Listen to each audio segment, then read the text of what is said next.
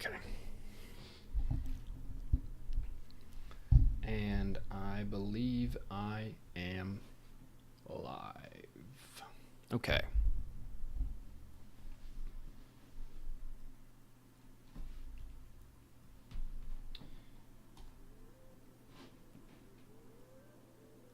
All right. Cool.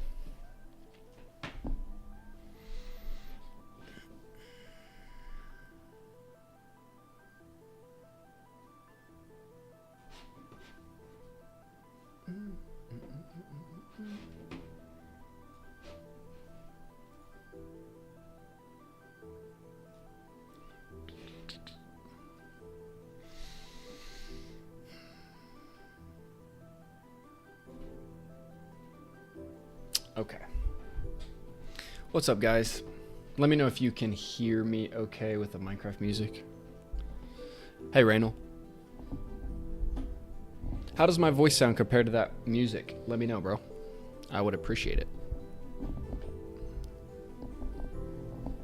That's fine, okay.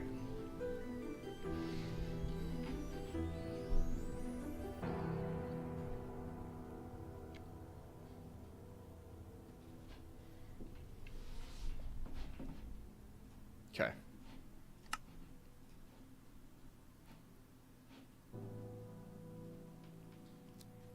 You can hear? Thanks, man. Good to know. Deuce, what's up? Sounds great. Perfect. Perfect. So I'm going to be chilling today. No scripts. You know, I said I was taking a break from streaming. And, you know, here we are. Not taking a break from streaming. But I really just wanted to take a break from reading scripts, honestly, because I'm just constantly reading scripts. I'm reading all of the time, every day. I read 2 episodes of an audio drama and gave notes on them today. So I'm constantly reading stuff all the time. But I do like hanging out with you guys, and I like when you guys come and hang out with me. And I haven't actually hopped into this world in a minute. I don't even remember what all I was up to. This is still the same world, though, so we are picking up exactly where we left off from before. And, yeah, I'm just going to be hanging out mainly today, so... Oh, wasn't I building like a track? Oh, I'm trying to get grass to grow. That's what this was. Okay. So I was trying to get grass to grow because I want this to be a whole big wood forest. Now I remember. It's all coming back. I'm not totally out of stuff. I think I did lose my diamonds, though. Whoops. Just trying to check my OBS and everything, make sure we're all good here. Okay. Wait a minute. No.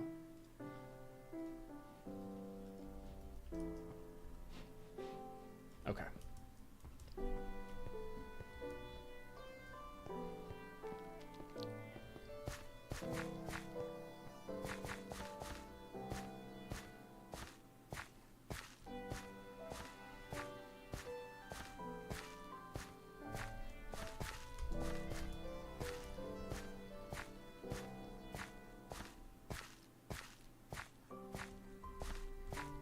I'm gonna go check and see if this has grown at all.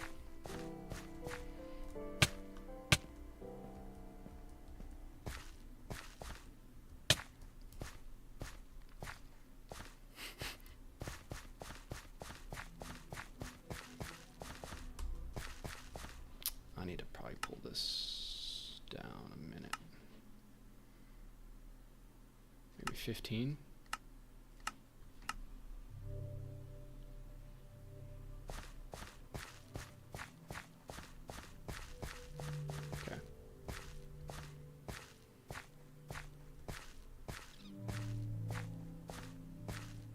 Yep, it has not grown a single inch. I wonder though if I...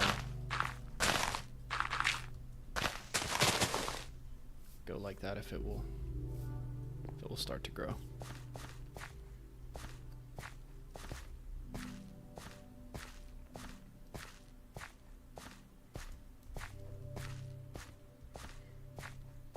I just love the music in this game. I hope you guys let me know if like everything sounds good together, sound effects and my voice and all of that. I'm gonna try to listen to this excellent music.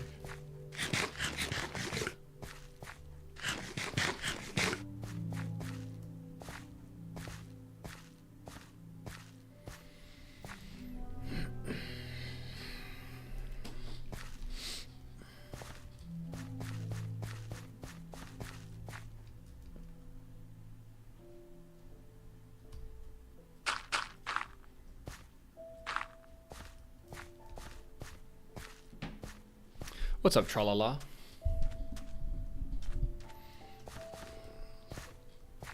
How are you? Put it right like there. Do you like my tower? The Tower of Solitude.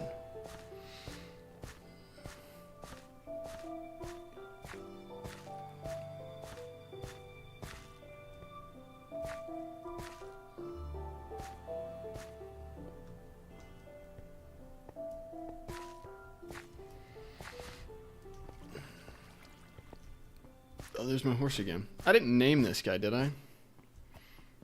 I think he's just horse. I had horse, and then wasn't there... Oh, my parrot died.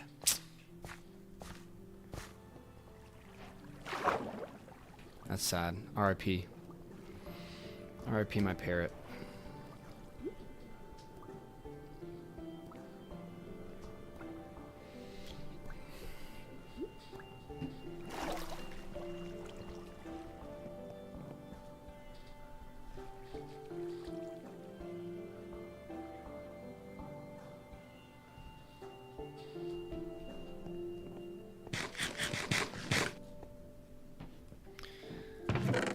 Okay, what do I want to actually do today? I want to chill and have no goals.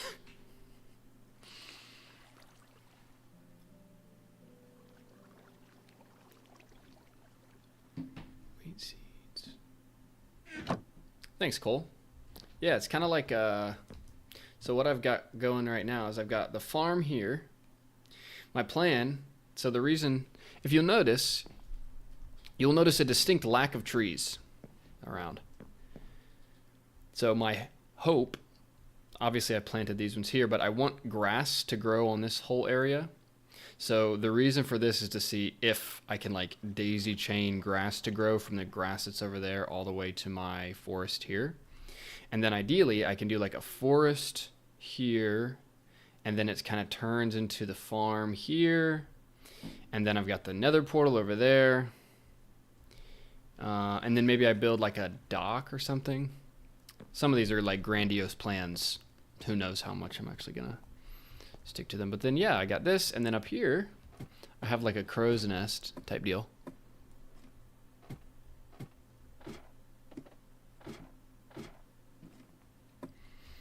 You also notice I'm not a huge fan of like roofs.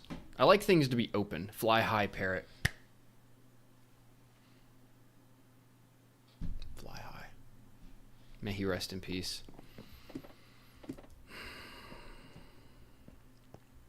Didn't he die? Was it last time I played that he died? I think it was. Seems like an interesting little plateau over there. Might be cool to build something there. But then, yeah, this is the pad. And then got this spot here. Again, I like to build up and then no roofs. Yeah, rest in peace, parrot. He was my bestest bud. He will be remembered and loved for all of time. Maybe we put just a couple pieces of iron in here. What I'm trying to do is have an emergency chest so that I'm not constantly having to start from absolute zero when I take an unfortunate descent to death. I don't think I want to do any farming right now. You know what I want to do? I want to go up to that peak. That's what we're going to do. I don't think I need emeralds right now.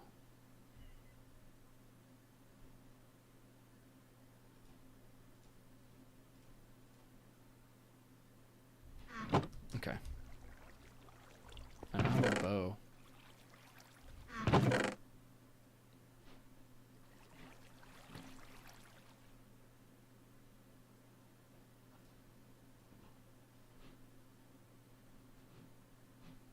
Okay, whatever. Let's go over there. I just want to see. Ooh. Oops.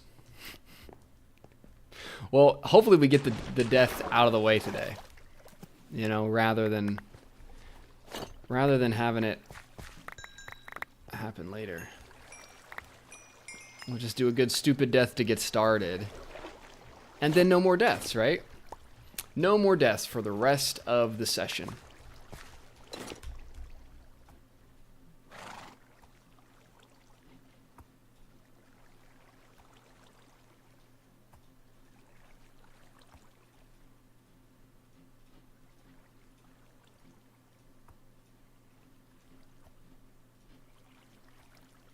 All right. This is growing pretty good. What's up, Dean? I'm doing well. How are you, dude?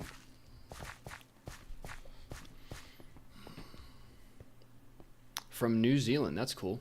I've never been to New Zealand, but I would love to go.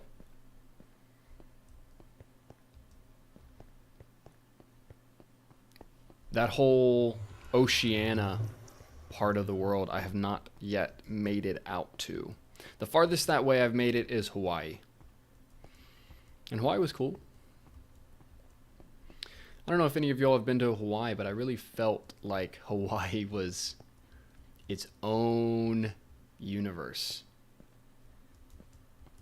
Like it's a state legally and on paper and all these sorts of things, but it really felt like its own ecosystem.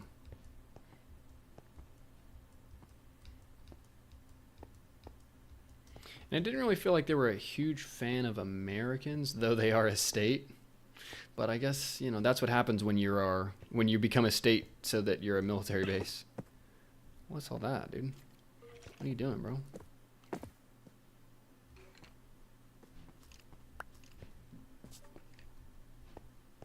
There's something in here.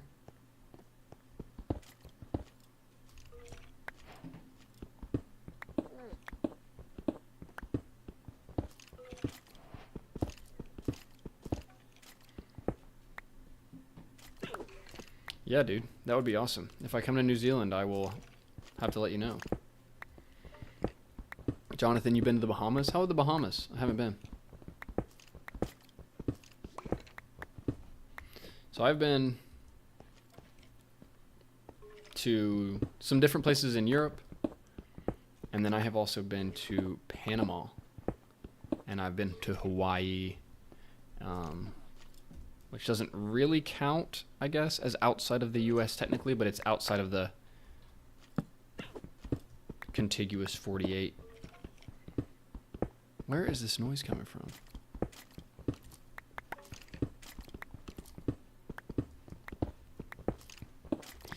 That's great, Dean. I'm glad to hear it.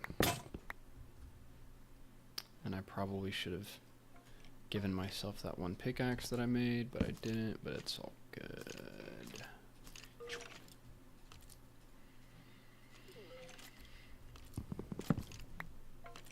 Okay, where are they coming from? Feels like it's over here. I just don't know if it's down or sideways. Feels like it could be a spawner because of how many skeletons it sounds like it is.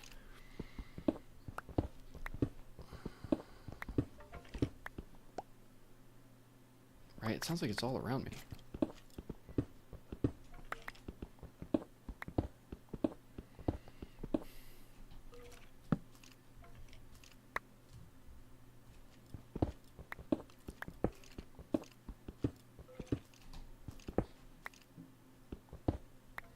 Furthest place you've been was Cozumel. That's Mexico, right?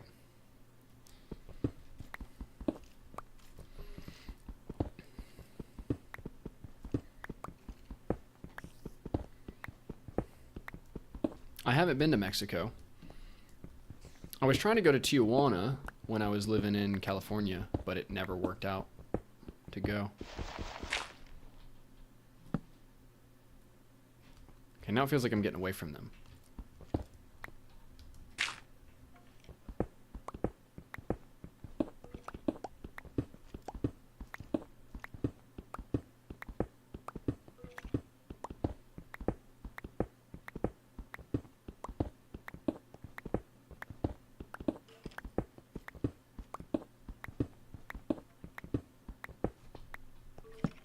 Come on, I want to find these skeletons.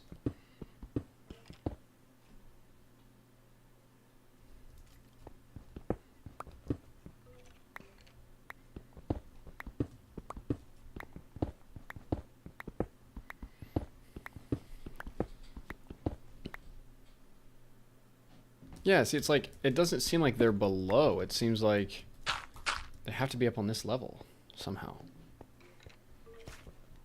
See, I walk back where I'm from and it's like, they're right here. What? Where are they at? I'm gonna hollow out this whole area until I find them.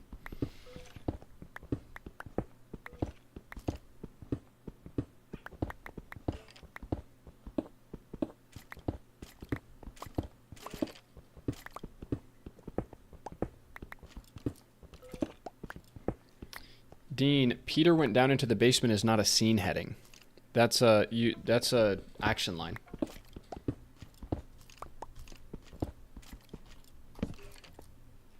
Oh, okay, it feels like I'm getting close.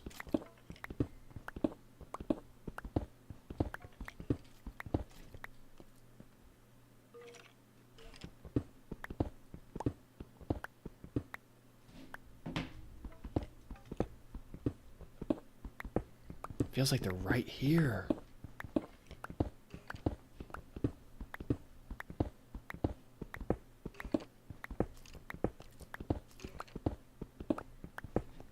Dude.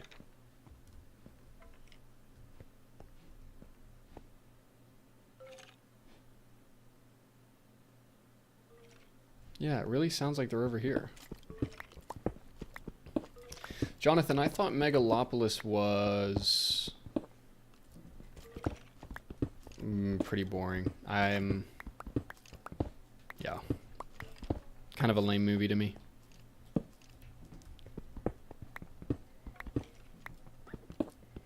I'm gonna be honest, I don't know the last time I watched a movie that like truly wowed me. Oh, that's Minecraft music. I was like, what is that?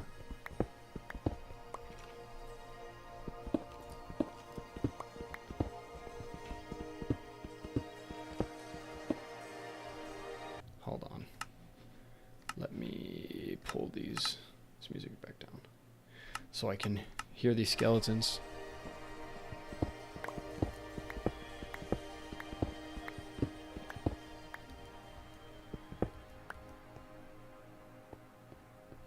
Where are they at?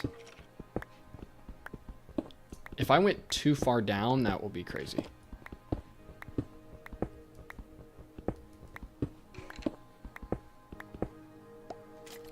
Oh. Oh, this is just a cave. Okay. Well, at least I solved the mystery.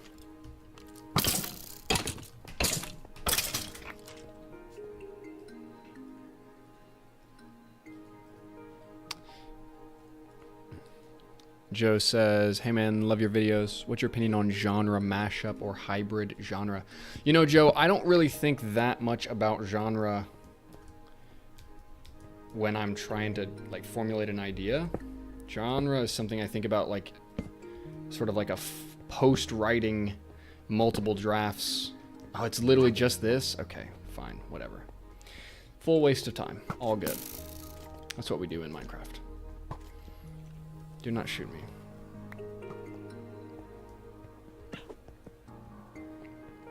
This would be a cool spot, though, to put something. Some sort of structure.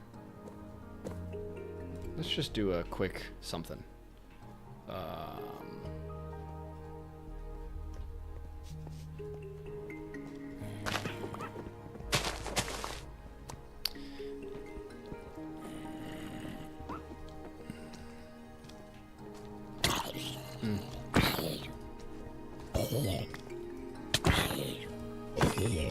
I should probably sleep before I do this, but that's not how I do things.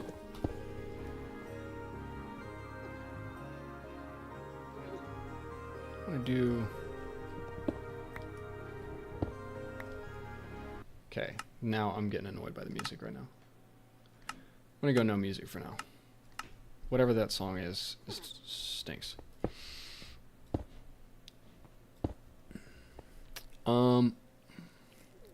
I have not watched The Lighthouse, but from everything I've seen about it, it seems like a film that I wouldn't like. Like two guys screaming at each other for like, you know, in a black and white. It just doesn't really seem like my vibe. My opinion on Eyes Wide Shut, I think that's one of the... I really, really like that movie. That movie is like very, very telling. You know what's interesting about Hollywood is that a lot of the time they tell you the truth in their movies. They tell you the truth about what's actually going on. They tell you the truth about the reality that you're in. Like more in a Hollywood film than they do in lots of other mediums and forms and whatever. So Eyes Wide Shut is a very truthful film in the sense of like, what do the elites actually think of you? What is how does our reality actually work? That kind of stuff. Like, it's very much a truthful film, let's say. That movie is one of my personal favorites of all time. Like, I think Eyes Wide Shut is a must watch for like really anybody who wants to elevate their own sense of consciousness, because Eyes Wide Shut is about sexual truths in the sense of like, you know, we believe I don't know. It's so interesting you brought that up though. Yeah, he died before it. Yeah. Yes, he did. And it probably wasn't a happenstance that he died too. It was probably planned for him to pass away. Maybe almost as if it was like, I don't know, a ritual. But yeah, Eyes Wide Shut is a really important movie. Like, it can be difficult to watch, but like watching that movie is going to teach you more about sexual dynamics and about the reality of the Matrix like, I don't want to, but the Matrix that we are inside of is of there's a sexual nature to it. There's a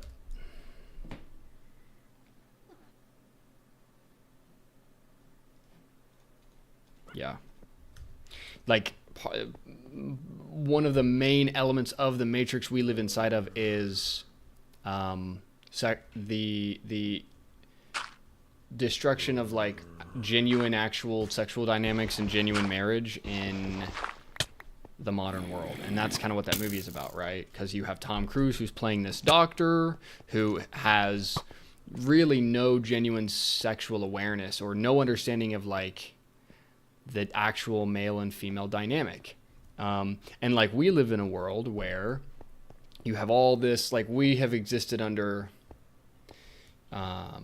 all sorts of propaganda campaigns for years and years and years that confuse men and women and confuse what masculinity is, confuse what femininity is, confuse what marriage is, confuse what an actual healthy marriage is supposed to look like, confused about what sexual dynamics actually are, because we live We are ruled by an elite group of people that are insane sexual deviants, and they also understand the power of man and woman coming into union, because there's a ton of power in that. And they want to restrict the normies, the matrix population, all of us, from understanding just how powerful our own sexual energy is. And then they make movies to mock us. Another one to watch is Under the Silver Lake. Eyes Wide Shut and was made in 1999, or released in 1999. And Under the Silver Lake was released in 2018. It's with Andrew Garfield. But they're both dealing with, it's like different sides of the same sort of coin, and also 2 decades apart, and these kinds of things.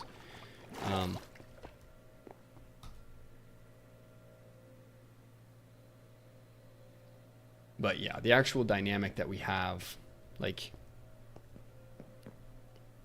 anyways, I don't want to, I do not have the energy in this chill Minecraft stream to do a full and complete Eyes Wide Shut rant, but I will tell you, Eyes Wide Shut is one of my favorite movies of all time, easily in my top 10. Like, extremely important movie to watch, especially for men. Like, because men are quite ignorant of genuine sexual dynamics. It's like something that women are able to feel and experience very intuitively, as part of the nature of being a woman. Men are not getting that same thing. Like, I'm not getting into this. The Revenant is a good movie. I like that movie. Beautifully, like, I love the nature element of that film. Like, the way that nature is used in that film is awesome. Like, one of my favorite things, one of the, like, the motifs in that film that I really think is cool is, like, that consistent camera pan up to the trees to show different emotional states at different times, right? So sometimes they pan up to the trees and hold, and it's like calm. Sometimes they pan up to, you know, if something is crazy happening on the ground, like somebody's murdering someone else or whatever, and they pan up, and then, you know, and then like the wind is moving through the trees and stuff. The Revenant is a very well-directed film. Little, you know, it's one of those slow, long films, but I think I really enjoy that film.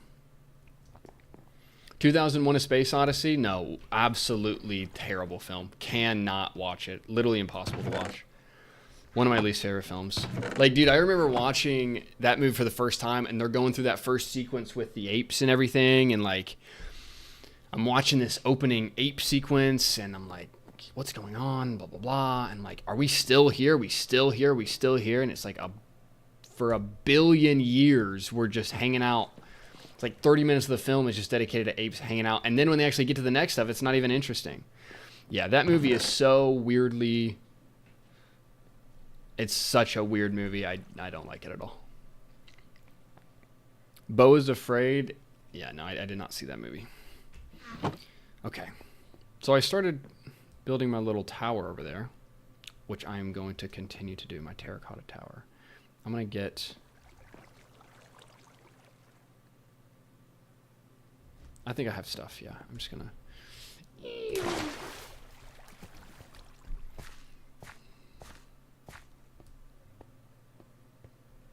I haven't seen Clockwork Orange. You know, everybody says that's one of the ones to watch. I probably should see it. And Kubrick was very clearly connected to a lot of, like, elite and mind control type elements of Hollywood. Because Hollywood, like, we like to think of Hollywood as just the nice, sweet, innocent people that make our movies. But it's like... Not the case at all. Not the case even kind of. So I'm interested in the sense that Clockwork Orange is very likely based on real events. Bro. But it also seems like a really heavy movie. And like what we put into our souls, what we take in through our eyes and ears, like has an effect on us. Not that I wouldn't watch it, not that I haven't seen all kinds of crazy movies, but I don't know. It doesn't feel like a feel-good film. What's up, Armadillo? Okay, I need more of this brown terracotta.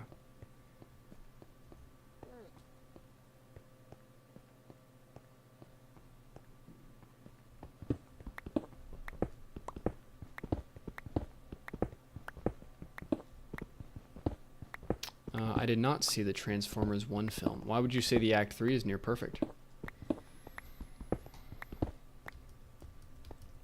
I have not. So I have seen a lot of scenes from The Graduate, but I've not actually sat down and watched it beginning to end. And also, I know Michael Arndt in that endings video that he has, like endings, the good, the bad, and the insanely great, which should be a must-watch. He talks about The Graduate in that. But I have not actually sat down and given it a watch. You know, there's like a billion movies to watch, and I don't really... I've said this before. I like to make stuff. I'm not really like this... You know, it's so weird being in the film world because... like the video essay world or the film world or the film critic world or whatever. Because like a lot of these people, all they do is just sit around and talk about movies and watch movies and like... It's like I like to write and make stuff. That's part of the reason that my channel is specifically about practical elements of writing and screenwriting, because I am talking about, hey, let's make something. Hey, let's engage our brains and be creative rather than constantly and regularly engaging in somebody else's content. Not that we can't, obviously, but I think I really like to do both. I like to watch movies and write them. And I would like to make one eventually, if it makes sense. But I like to watch YouTube videos and make them, you know? Like, if you're only consuming... But...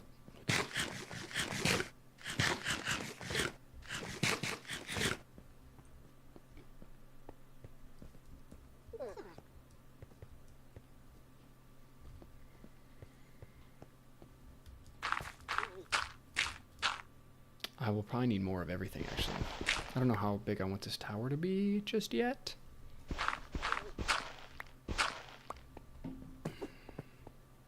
But I will want more orange, and I'll get more red. Is this tower a little bit ugly? Yeah. Is that okay? Yes.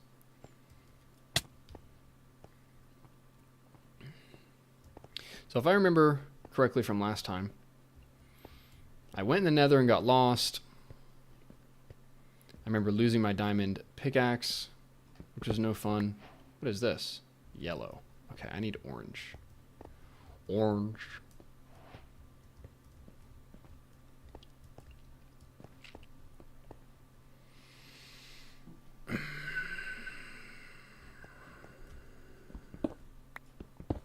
I can take it out of there, but it just is going to look ugly.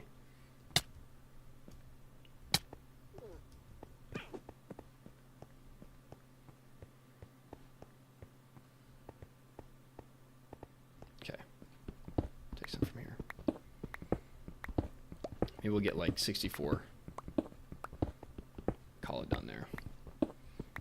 Cool. Here's my little orange terracotta vein.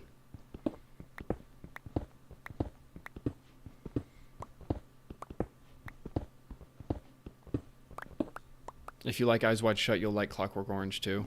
The film shows that evil lurks everywhere. Yeah, exactly. It's like, how regularly do I want to remind myself of that? I find myself being reminded of that already pretty regularly.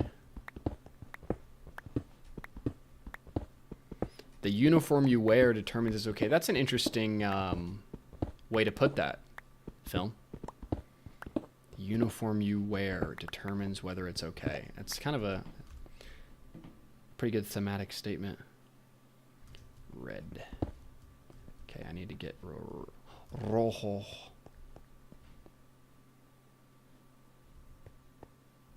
Is this? Oh, this is just normal. Duh.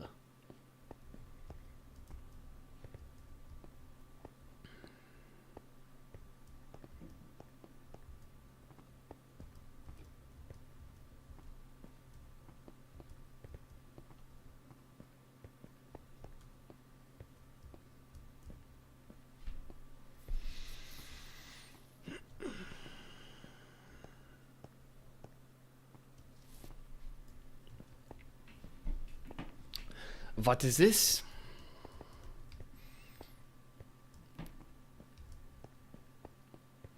Doesn't go anywhere. Okay.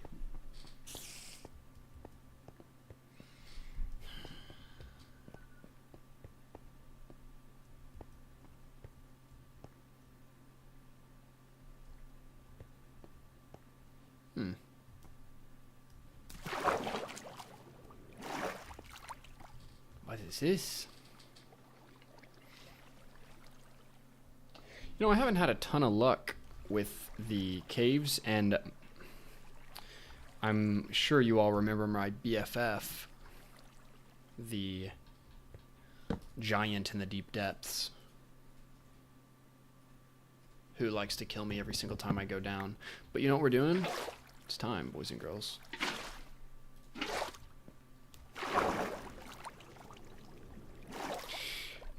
Jonathan, you don't get writer.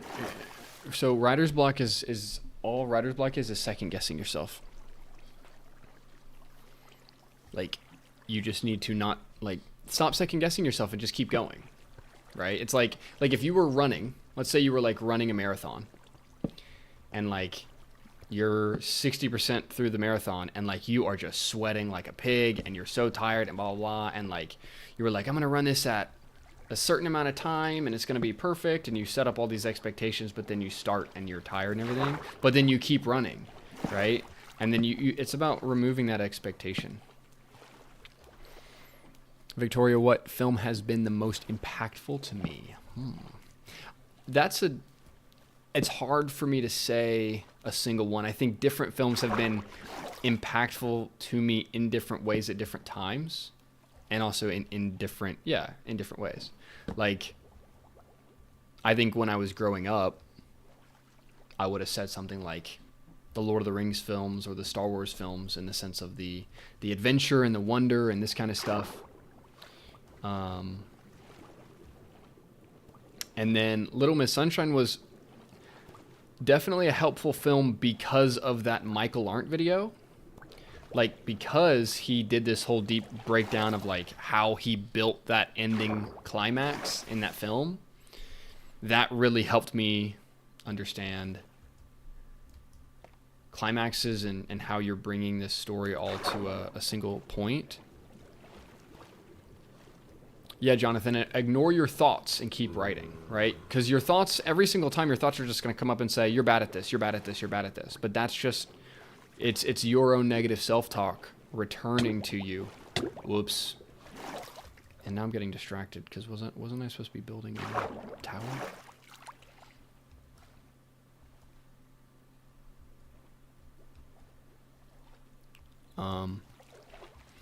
But yeah. And then, like, philosophically thought-provoking, like, genuinely, Eyes Wide Shut is a very important film. A very important film. In the sense of, like,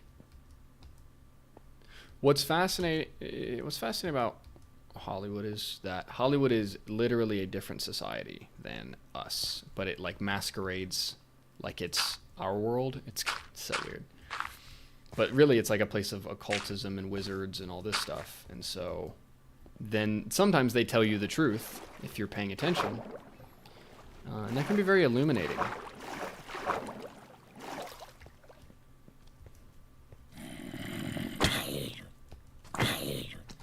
Movies that tell the truth are very important to me.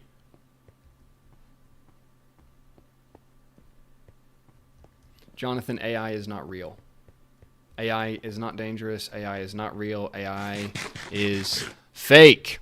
AI is fake. It is a marketing campaign. It does not exist. It is a information compiler. It is not there is no such thing as a conscious AI. It does not exist.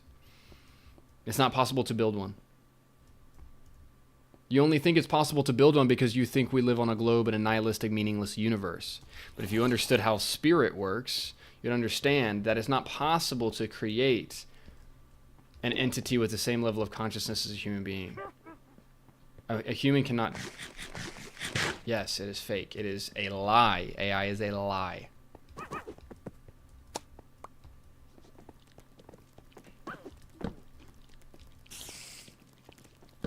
It's literally a marketing campaign. Why do you think all these companies all at the same time are all pushing it all together? Because it's a marketing campaign. Because ultimately one group owns all of these companies and they all move together. Because companies now in 2024, they do not exist to really make money. They exist to push narrative. Because we don't exist in a money system. We exist in a fake money debt system. But anyways. I needed more red, right? Red. That's my next layer, I think. Oh, wait. Or no, I think it's the brown next, right?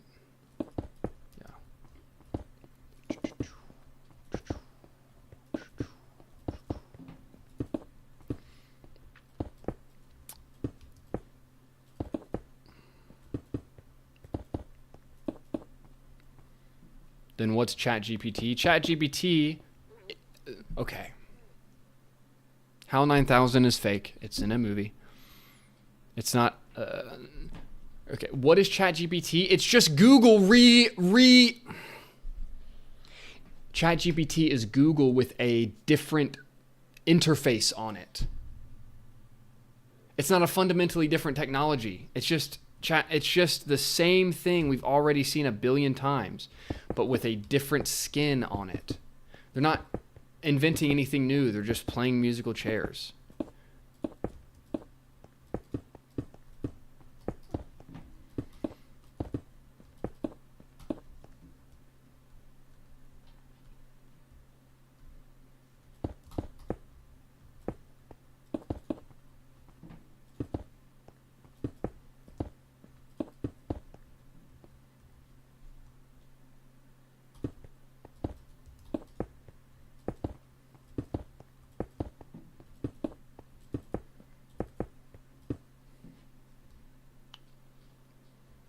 I'll do one more pattern.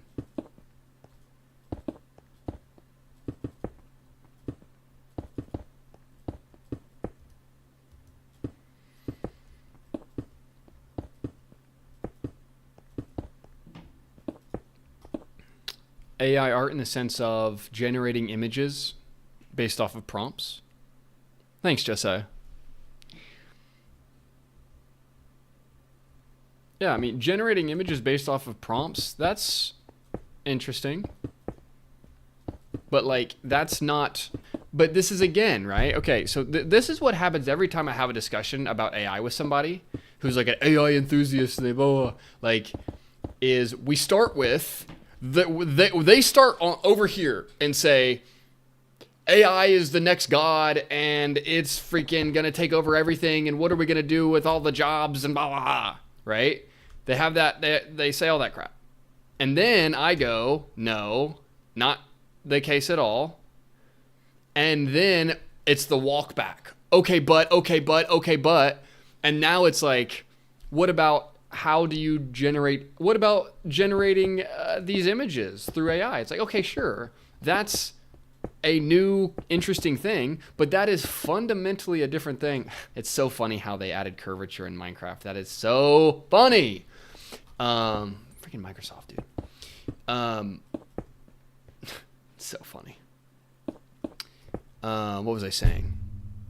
You're not an AI enthusiast. Yeah, I know. I'm just talking generally now about the AI enthusiasts I converse with. And then we'll make this like a top piece here, like something like this.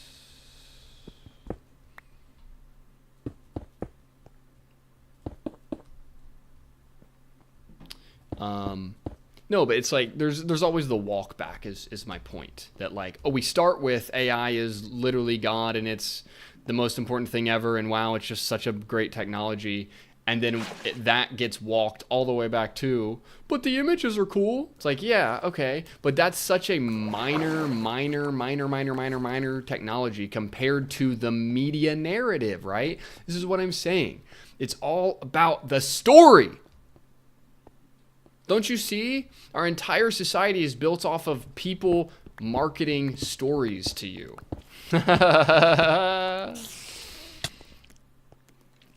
right? It's not even about money. It's just about marketing stories to you. Marketing narratives, marketing a sense of the world, a sense of where you are, sense of beliefs.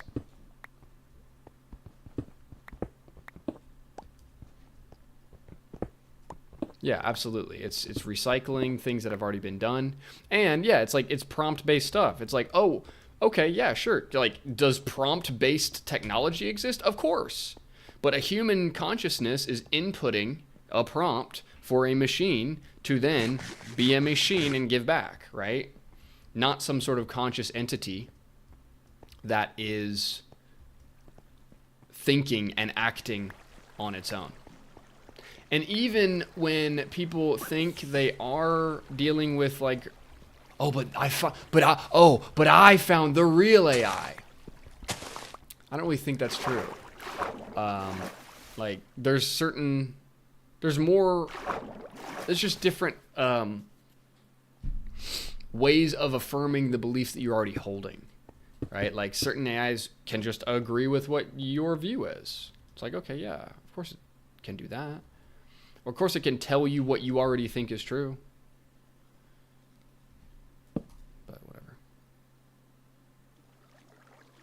AI, you know what's funny is like, that was definitely a narrative too, because most of the narratives are fear-based, because we live in a world of people that are not here to be our friends, but they are here to lie to us and make us scared.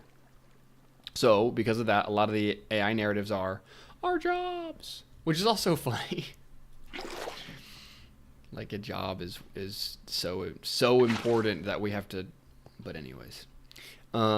But yeah, I don't think AI is taking over artificial. Look at what AI can make. AI doesn't make anything that good at the end of the day, you know? Like, oh, but it's a starting point. It's a this, it's that. Yeah, it's anything except what you guys are acting like it is. Oh, man. Freaking AI people, dude. AI is such a freaking fugazi, brother.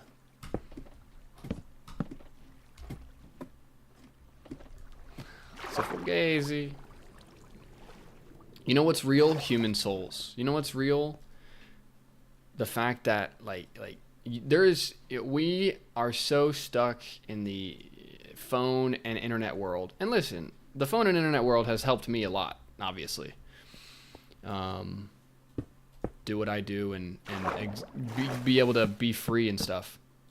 But like human beings, physical human beings are what is actually important.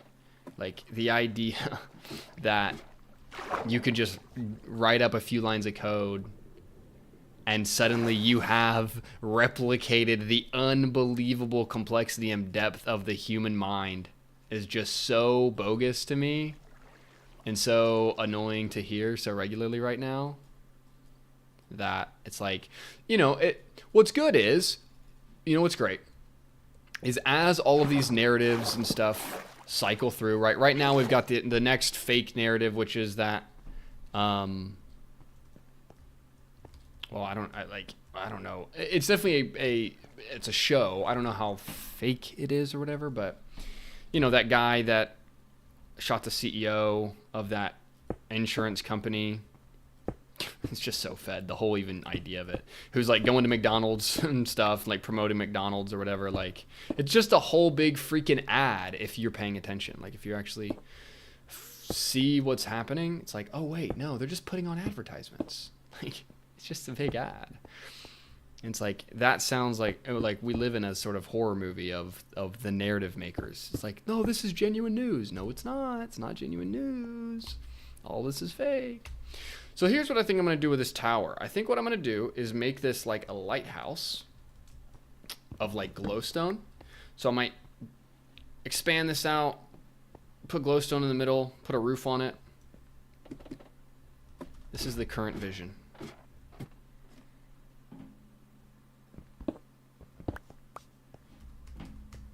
Is that a creeper right here? Oh, no. Is it just the armadillos? Okay. I will not hurt my armadillo brethren. Okay, let's go into the nether and get some glowstone.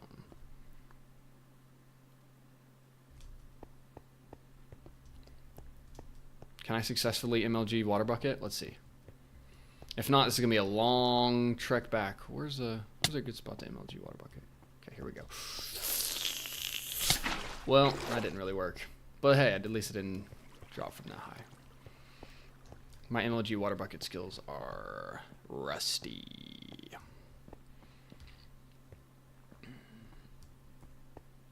Is human souls actually real? My brother. Absolutely. You are a spirit, Joe. You are a spirit first and a physical entity second. But the narrative makers have lied to you and told you that you are just a random soup of Big Bang nothingness that just so happened to come together in the most advanced piece of technology that has ever existed, which is your human body and your human brain. It's completely and utter nonsense. You are a divine being. You are a divine spirit. Genuinely. I'm being 100% serious. The fact that you have consciousness right now to hear and understand and integrate what I'm saying, and the fact that the beauty and massiveness of that is lost on you is a product of propaganda and a product of the propaganda matrix that you have lived inside of. And that's okay, because we have all lived inside of that propaganda matrix. But it doesn't make it any less or any more true. You know, like we are not useless, random entities. No, we are spirits.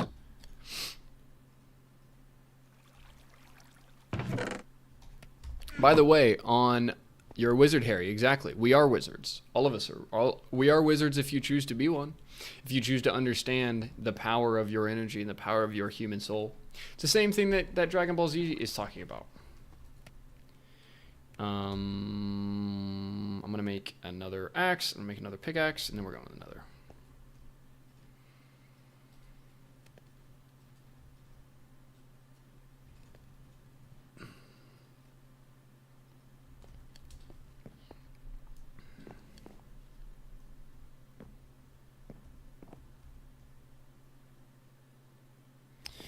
People have become materialistic, not just like, not out of nowhere. I mean, I guess somewhat, but it's because we live in a world that has incepted our brains with beliefs that are not true. That it's incepted our brains with lies about who we are and where we're from and where we're going and what our purpose is and all of this. And those lies have made it very difficult to understand the reality of our situation. But again, and for those of you that hang out in the Discord, oh, I need a shield, don't I?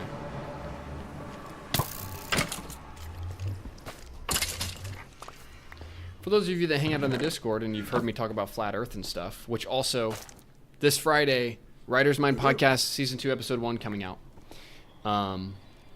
And I'm going to be talking about some really interesting stuff in there. Whoops. But, like, I'm a flat earther. Not because I'm a crazy person, but because it's obviously flat.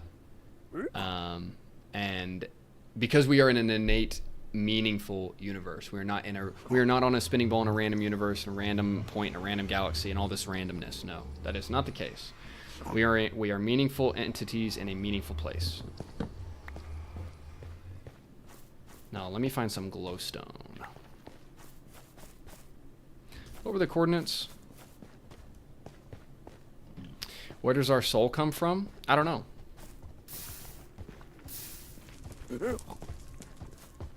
I mean, you could say something like source, divine source, something like that.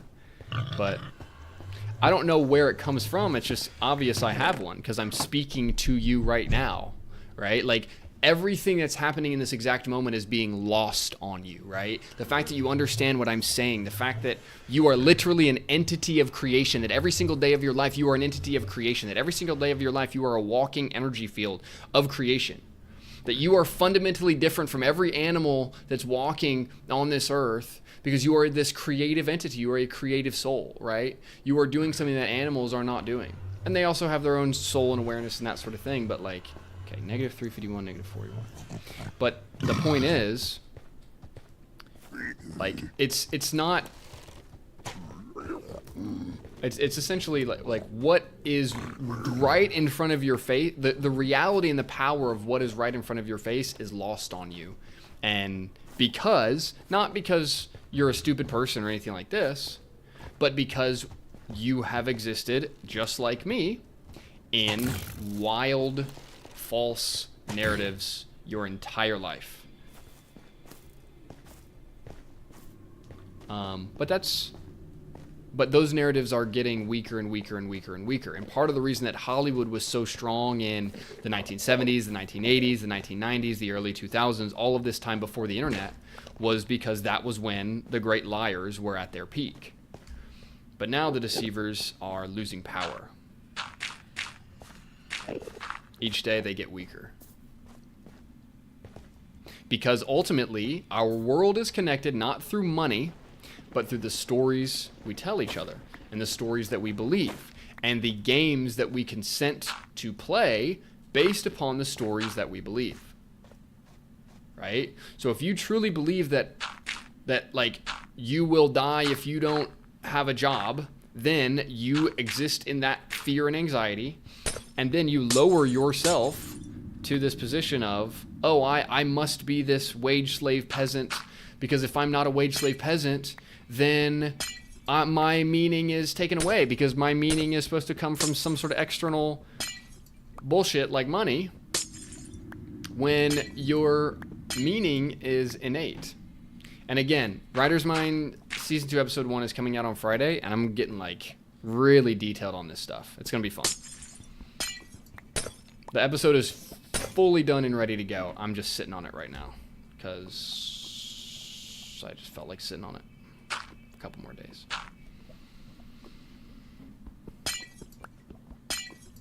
How does our lives having meaning translate into believing the earth is flat? Excellent question, Anaya. Excellent question, and I'm glad you asked. Okay. Fundamentally, the most important thing, you look up at the sky and you see the sun and the moon.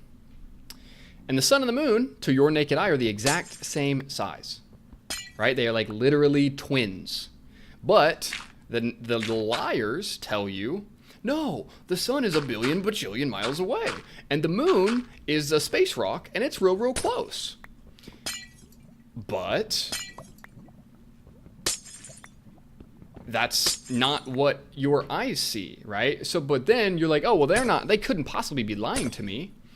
So those two objects in the sky have to be what they are saying they are. But when you realize, like, wait a minute, no, that the sun and the moon are fundamentally not what I have been told they are. They are something totally different, and they're not millions and millions and millions of miles away. And the sun is not just like all those other stars. It is a completely separate thing, right? The stars are not exactly like the sun. The stars are something that is totally different. The sun is the electric energy in the sky, and the moon is the magnetic energy in the sky. The sun is the divine masculine, the moon is the divine feminine. And they are literally the plus and the minus. They are the twin energies. And so like literally there's only one sun in the entire freaking universe. There is no space. You are literally sitting in the divine realm. Like Earth is a flat plane. There's no other planets. You are standing on the only place. You are in the realm. And so when you realize that, you're like, oh my gosh, the sun is a special thing, because there's not 10 billion suns. Oh, actually, there's 10 billion galaxies and 10 billion suns, blah, blah, blah. No, there's not. There's only one sun. It's that one right there that you're looking at. It's a meaningful entity. There's only one of them. It was designed and created and placed for a specific purpose, as was the moon, as is the ground beneath your feet and all of this.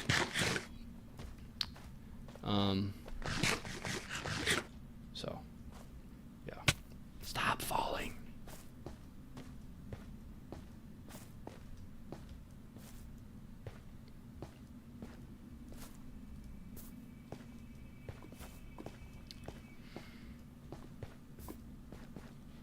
again, podcast coming Friday. I'm going to be talking about this way more coherently and cohesively.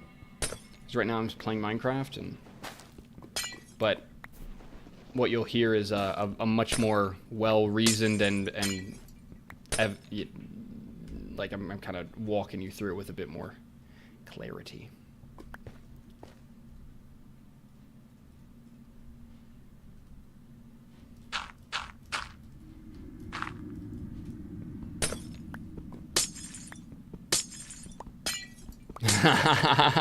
Welcome in, Alex.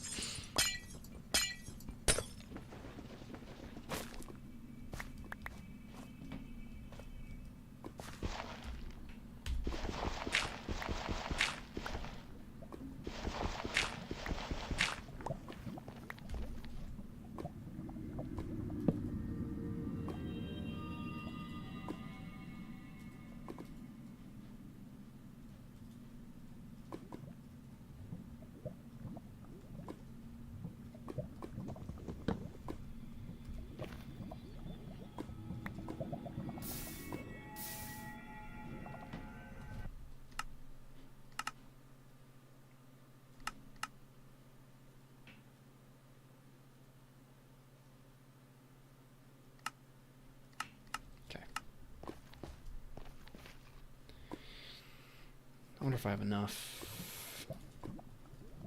32 is probably enough. I'm gonna get some more, just to be sure.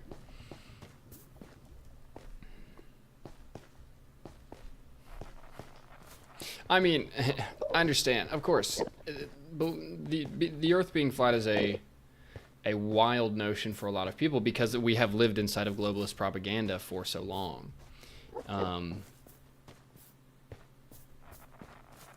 But again, it's like me understanding that also is part of the reason as to why I am able to see through the narratives more clearly, because I am operating off of a different fundamental worldview, and I'm able to see where they're trying to get people to follow a particular viewpoint that is false.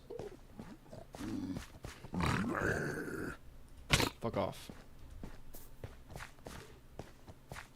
I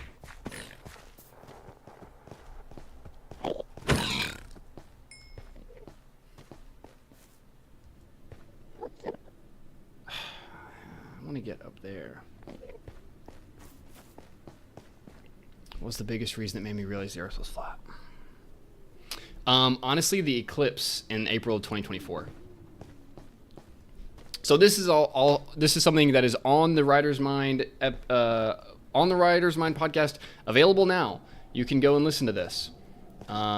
It's season 2, episode 0. That's on that Writer's Mind podcast channel right now. If somebody has a link to the podcast channel, toss it into the chat for me, please. It's like youtube.com/@thewritersmind with Tyler.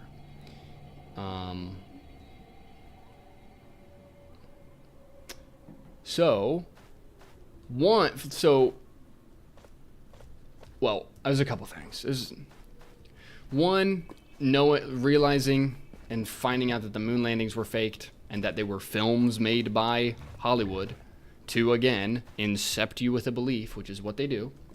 That was part of it. The other thing was, like, April of this year with the eclipse was, like, huge for me, because the moon does not cause the eclipse. It's not possible.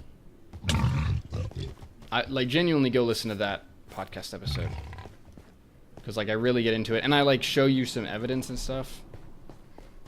Because if I sit here and just talk about it, it's gonna make me frustrated because nobody's going to actually take it seriously. So I don't want to talk just for everybody to be like not taking anything for real. Okay. Do I really want to? I think we're just going to go with the glowstone that we have. 35 glowstone, that should be plenty. Okay, 340, 88.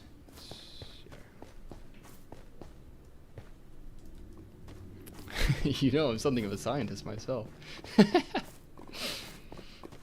Is that a pickup line? I'm not not sure.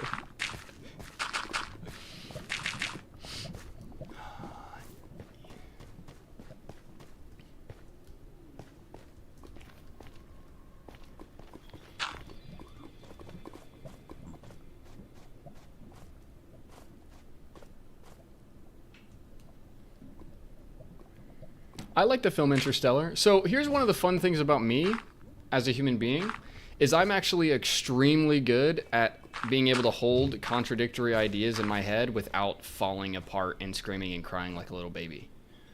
That's one of the best things that I have developed.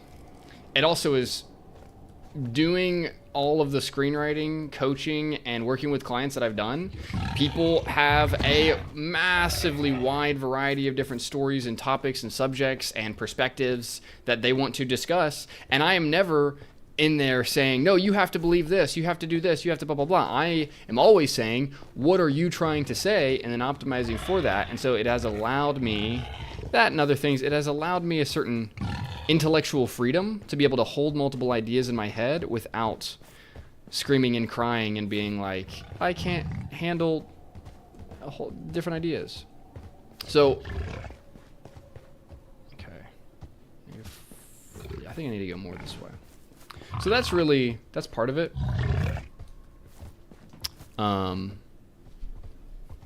So I like Interstellar. I think that's a fun movie. There it is. Yes.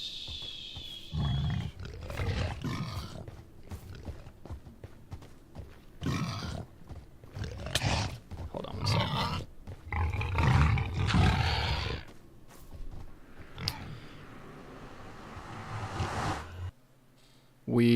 Can we not have divine meaning? Hold on. And I said, can we not have divine meaning and also scientists be right about the Earth's shape and universe placement? So, well, no, actually, no. It's not possible to. The entire purpose of the globe worldview is to encourage nihilism and meaninglessness. So like, and also like they're just not right. And also, again, the idea that there's all these real hard-hitting empirical scientists out there making it happen and doing the real work, and they're the ones that get pushed to the forefront of like what is presented is not the case. The propagandists, whoever controls the media, controls the narrative and gets to control the narrative on like what is science, right? Like, again, this is why story over everything, bro. Narrative over everything, because narrative is beliefs. Narrative is wizardry. Narrative is you now believe this thing about your reality, and therefore it influences the decisions that you're making. So if you believe that nothing matters, decisions that you make don't matter, then it makes it way easier for you to not care about your life, not care about yourself, not care about anyone else, be okay with horrible things happening in the world that you know are wrong. All of that, it makes it easier for those in charge to continue to be evil and disgusting without anyone interrupting them.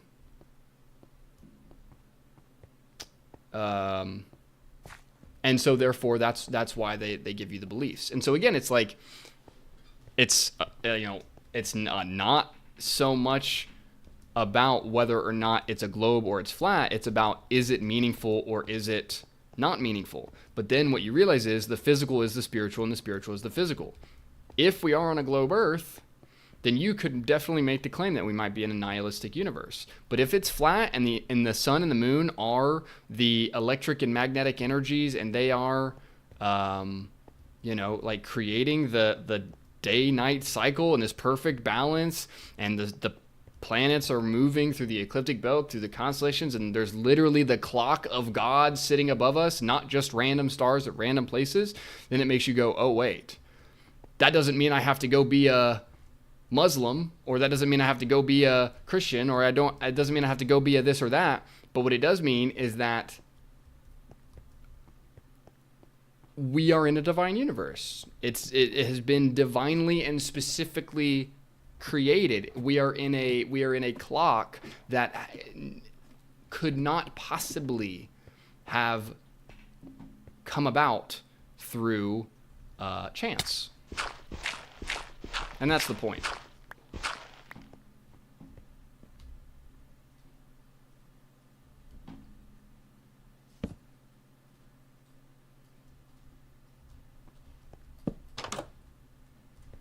This door looks terrible, but whatever.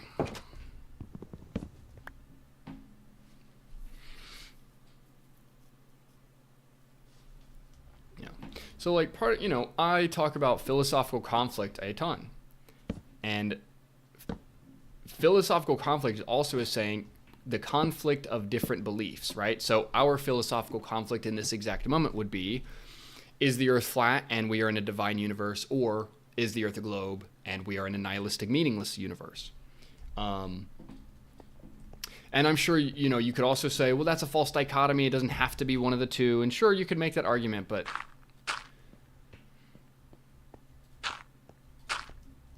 I would argue against that. But yeah, and so like beliefs are the bedrock of everything. Beliefs are the bedrock of culture. They're the bedrock of what people do, how they see themselves, how they see the world, how they see what they are responsible for, their ability to trust in their own power, like all kinds of stuff.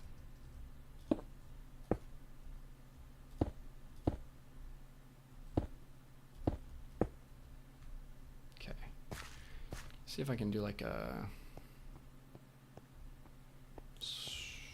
yeah.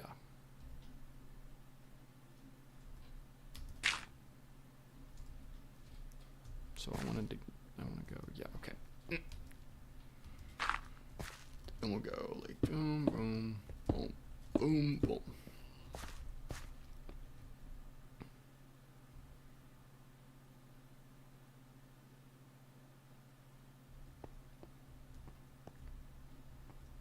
Maybe. Still a work in progress here. Doing my best.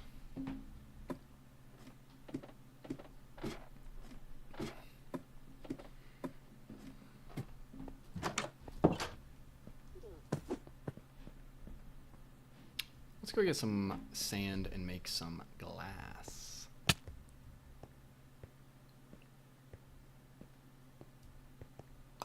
We'll go towards the beach.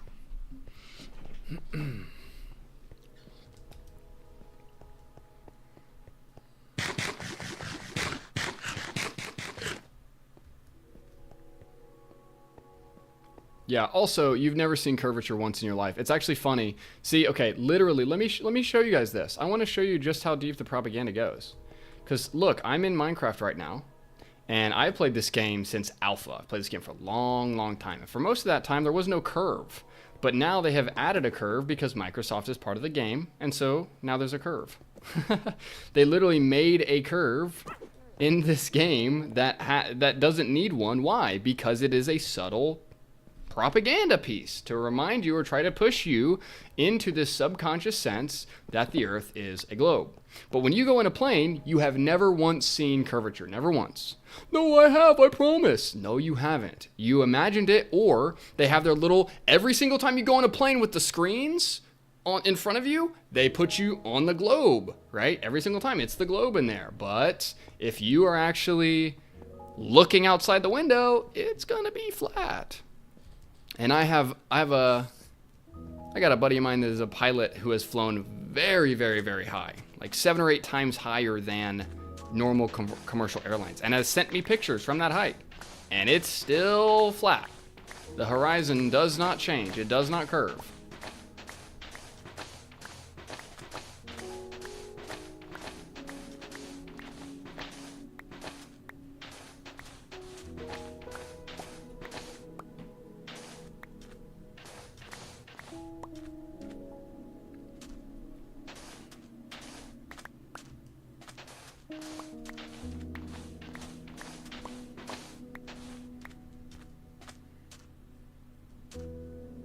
Joes, I don't understand your question.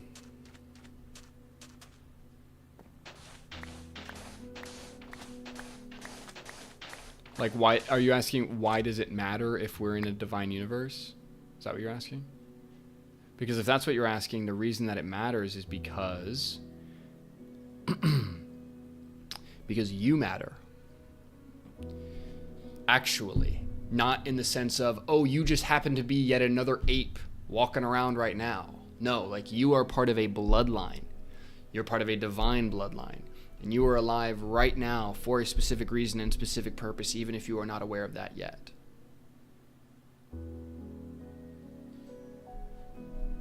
That's why it matters. Because your life actually matters right now already. The actions that you make matter. The decisions that you make matter.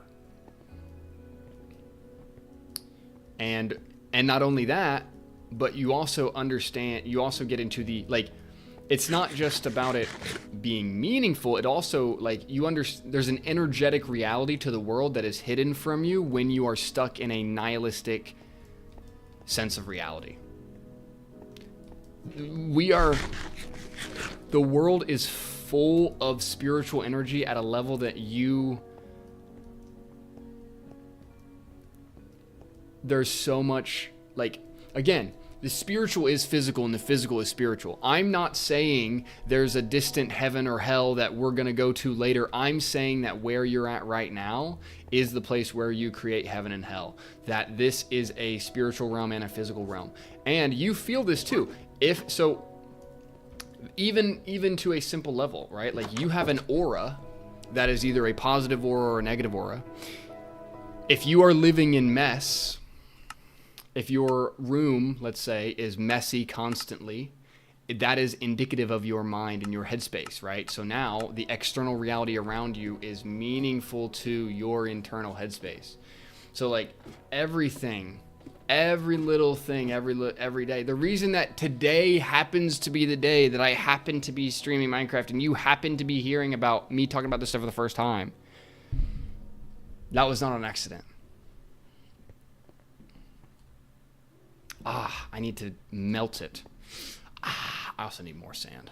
I don't know why I came back so early. Oh, no.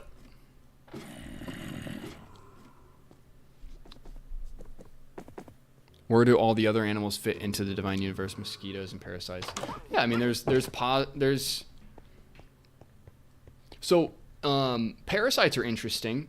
There was a podcast or presentation I listened to a few months ago.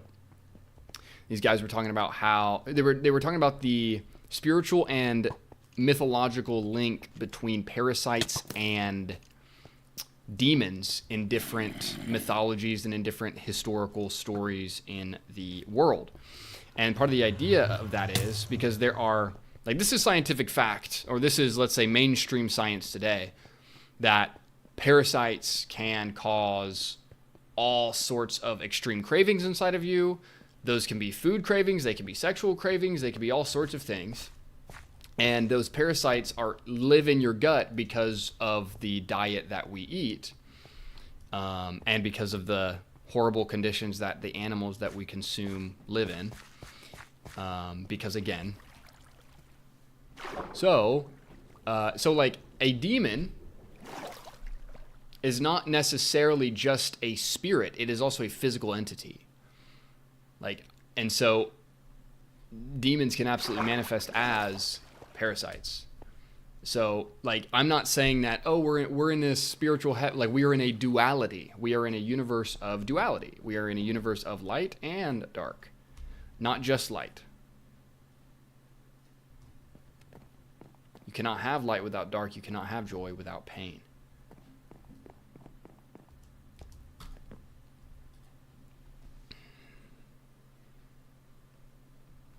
Excellent, Tralala. So Tralala says, I'm cleaning and rearranging my room while listening to you. So is it possible that the energetic wavelength of what I'm saying to you has inspired you to clean the area around you?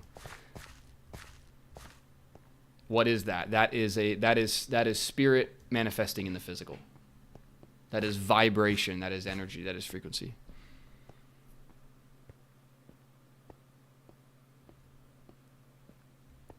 What's up, Johnny? Yeah, Johnny, you've hopped into an interesting discussion here. We're talking about how the Earth is flat and that we live in a meaningful universe. And then all these different societies and cultures throughout the world, they have described this meaningful universe in a variety of different ways, right? The gods have been given many names. The frequencies, the energies, the spirits, the vibrations, they have been given many different names by many different cultures and many different societies. And ultimately, those are the stories, right? And this is, again, where it's like, what is religion? It is a system of beliefs based on a system of stories. It's a system of beliefs based on stories.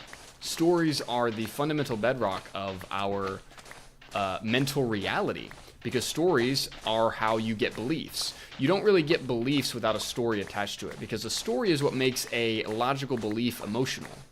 Rather than just saying, the Earth is a globe, you say, look! Okay, you could do one of two things, right? You say, oh, the Earth is a globe. Okay, this is sort of a logical, unemotional belief. Or you say, wow, look, these guys actually landed on the moon. Isn't that crazy? And wow, look, they're looking back and looking at the globe Earth from the moon. Isn't that crazy? And now it's a story. And now that story has emotion with it because, wow, America, how ingenious of us to get to the moon. So to really give somebody a belief, you must attach a story to it. And this is why, like, you know, if you look at the Greek gods or the Roman gods or all of these different gods in different societies and cultures, it's their way of describing the different frequencies and energies. And 9 times out of 10, you know, sometimes obviously there's like animals can be used as symbols of gods and things like that. But a lot of the gods, like the Roman gods or Greek gods, or especially how they're portrayed in like modern media, they're humans. They look like people. It's like, well, what does that mean? Well, it means that the body that you're inside is the divine technology. You're in a god body.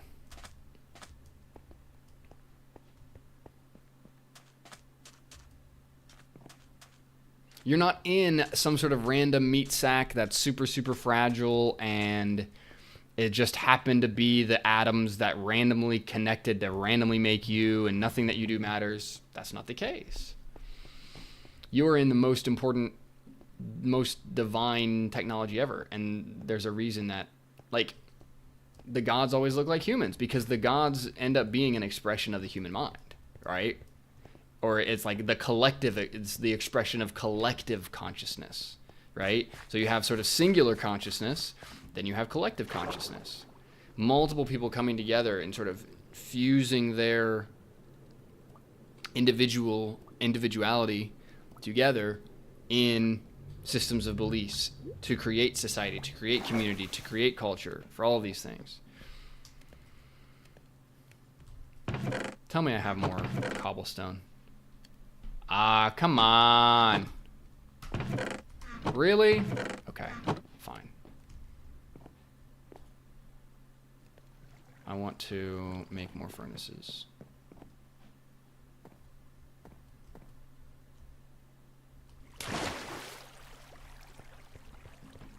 Hey, horsey.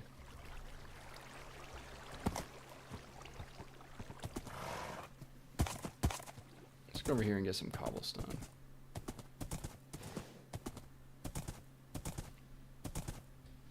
Angels look like people. Yeah, absolutely.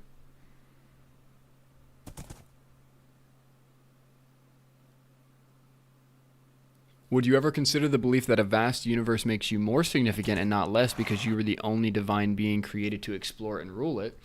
That is an interesting way to think about it. However, that's not the narrative, is it?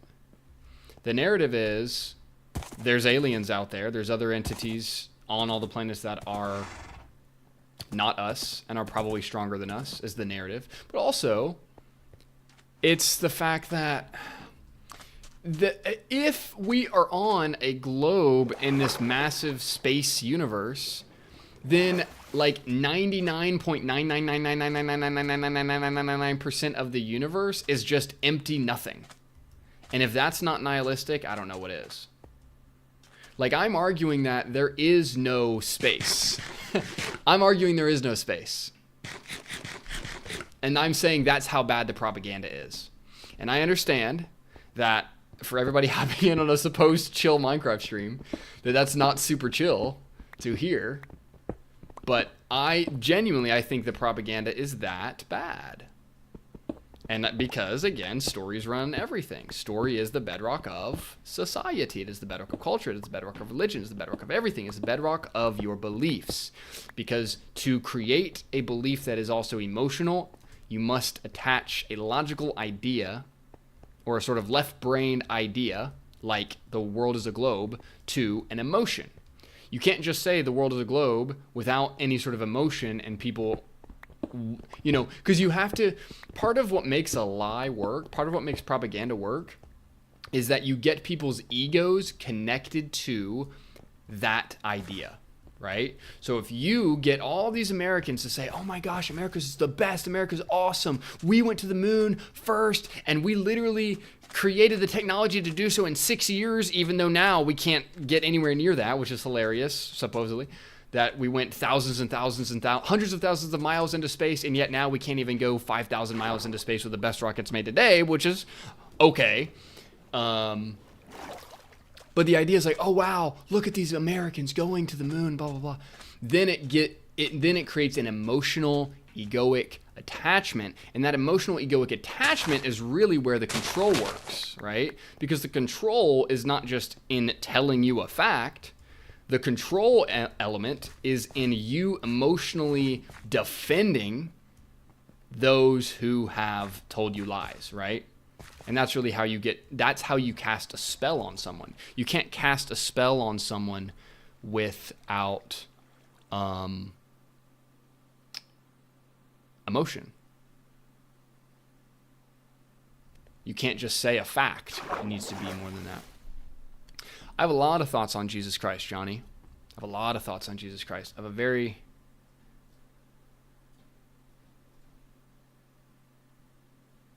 Christ is a very... Okay.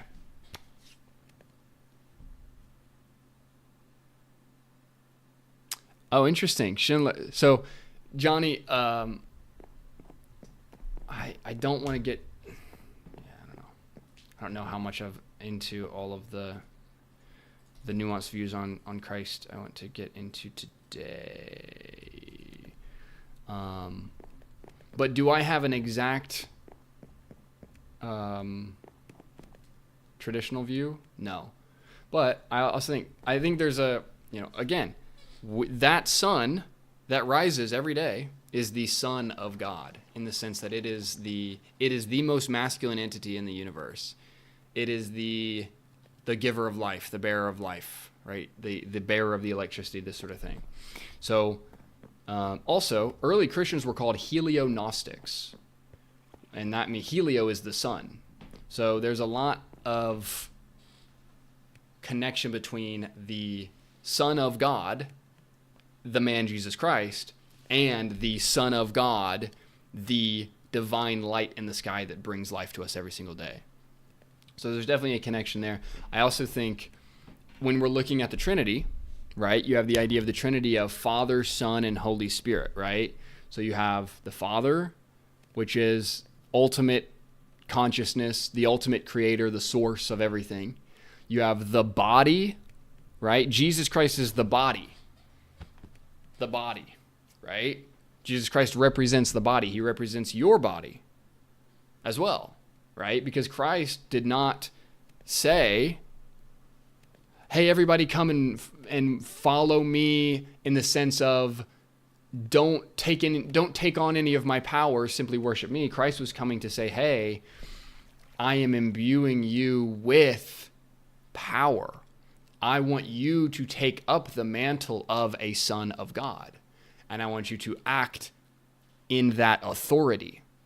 That's what he was saying.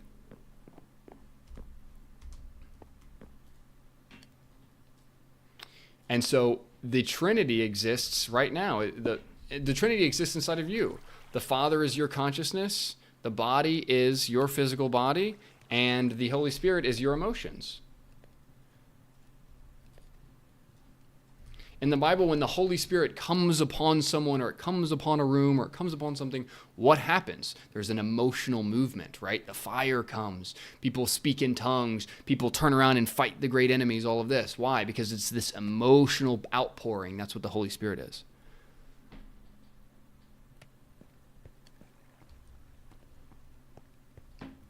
I don't understand what masculinity and femininity have to do with the sun and the moon. Aside from what you deem to be opposite attraction. Well, I'm taking the... Okay.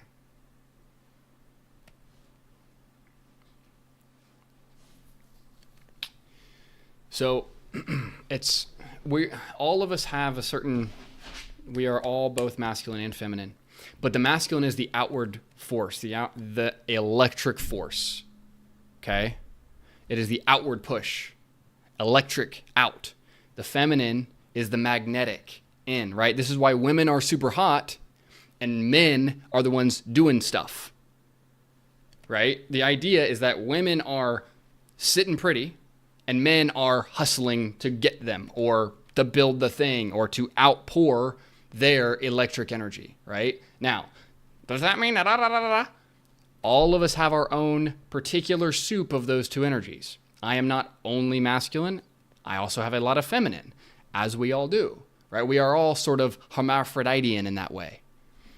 And so what I'm saying is, because we live in this universe of meaning and alignment, you can see that, and you can see that, okay, there's like the sun and the moon are the opposite energies in the same way that the man and the woman are the opposite energies. The masculine and the feminine are the opposite energies. And there's this sort of rotating around each other that creates this energy. So that's what I'm saying. And I'm also saying that if you have a strong sense of masculinity, right, the outward force, right, the dick, the outward force, the outpouring of love, that's what the sun is doing, right? It is outpouring love. We're not looking at the sun is looking at us, right? The other way, the moon is the magnetic. It is to be looked at. It is the... So that's why it parallels.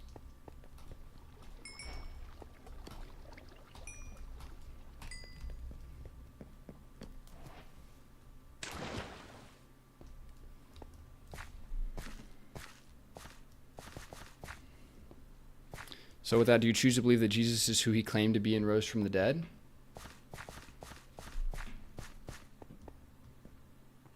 So I wasn't there, but I think it's entirely possible that he did.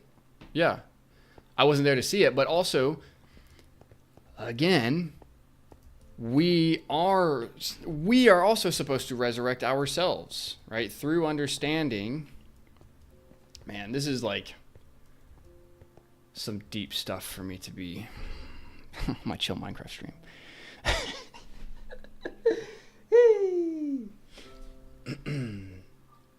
Man, Christ is tough, dude.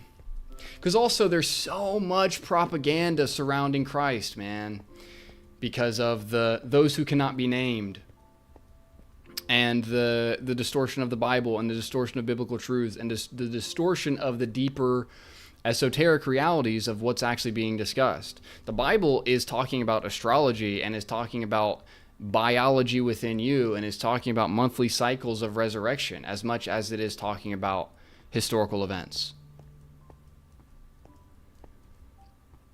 And that's, yeah.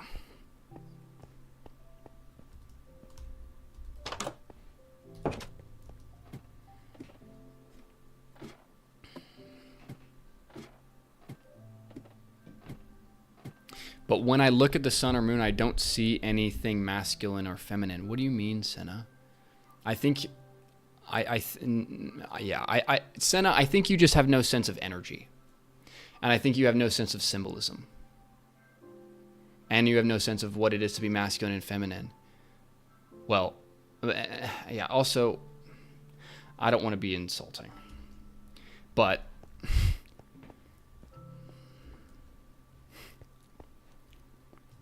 let's see, what do I want to... Yeah. I understand that you don't understand, Senna, and you're not going to for a while. And that's okay.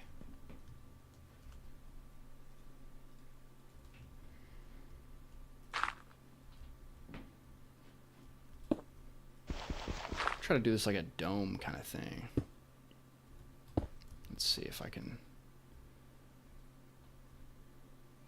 We'll go like this.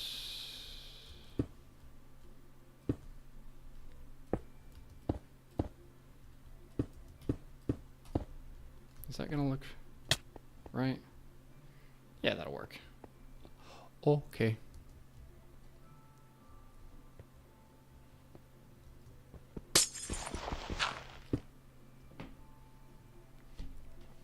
Polarities is a great way to think about it. Yes. Masculine and feminine are polarities. And we see those two polarities above us every single day as represented by the sun and the moon. Thank you for the word, John. Polarities is a great word. That is what's going on. They are polarities. They are fundamental opposite energies. The sun being the masculine energy and the moon being the feminine. And also oh yeah. Did I do 3? Yes, okay. And then I'll try to curve it back over would be the idea. Always fun to hang out with y'all. I love the fact that we get on here and we talk about interesting things. And y'all always stay with it to a certain level. You know? Can you imagine like how many audiences could we have such fascinating conversations? Not too many.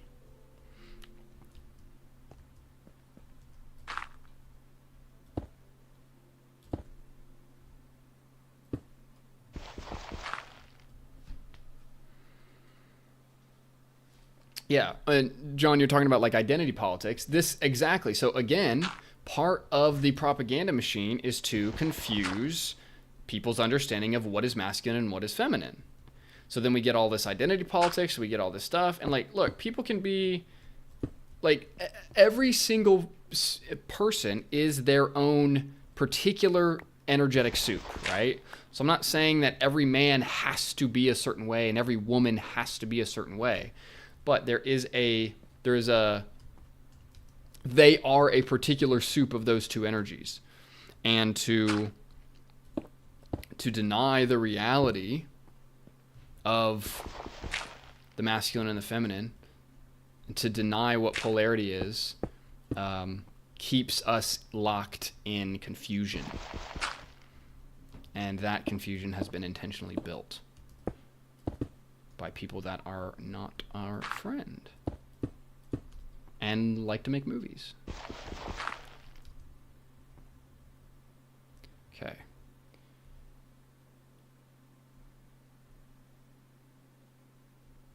So I'm going to do... No! I get my water bucket out in case I got an MLG.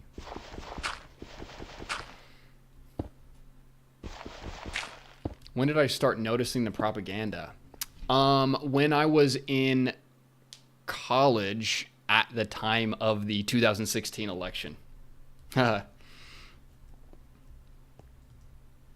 So at that time, finally I'm in college, and like at that point it was really where it, for the first time it actually mattered.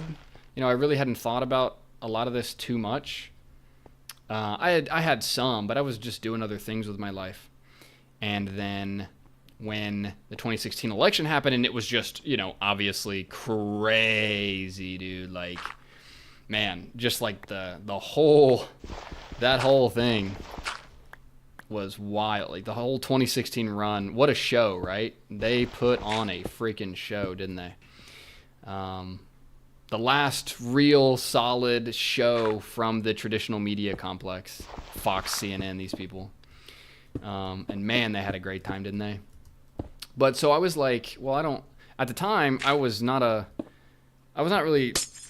didn't like either of these people, right? I was not a Hillary fan. I was not a Trump fan. The only election I ever voted in and will ever vote in was the 2016 election, and I voted for Gary Johnson. And people were like, oh, that's like a throwaway vote. But then at that point, I was kind of on my wave of, well, isn't every vote kind of a throwaway? I know John is going to take some offense to that, but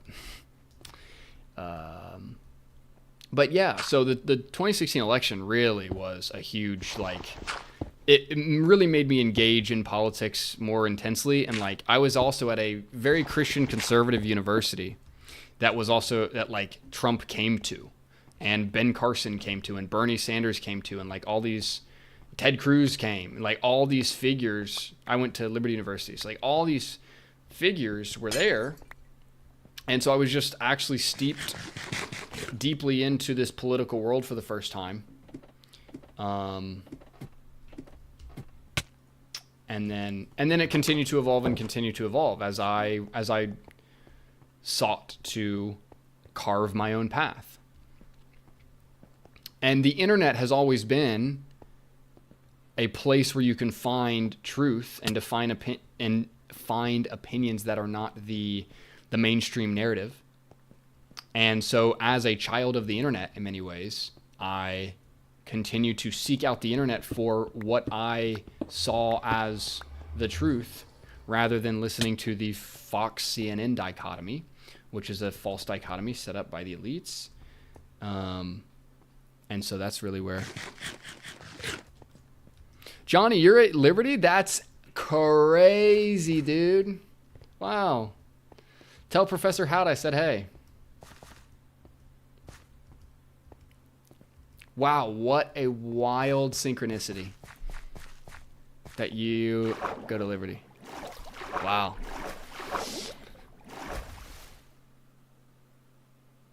Let's see, okay. Theophilus, the way my dad describes it is that we are tied to stakes. We're going within the bounds of stakes. Let's see. So many different beliefs. It's great to have philosophical discussions. Love a friendly reminder that all humans should unite and take down the elite who control our lives daily. Good thought. Schindler's Redemption.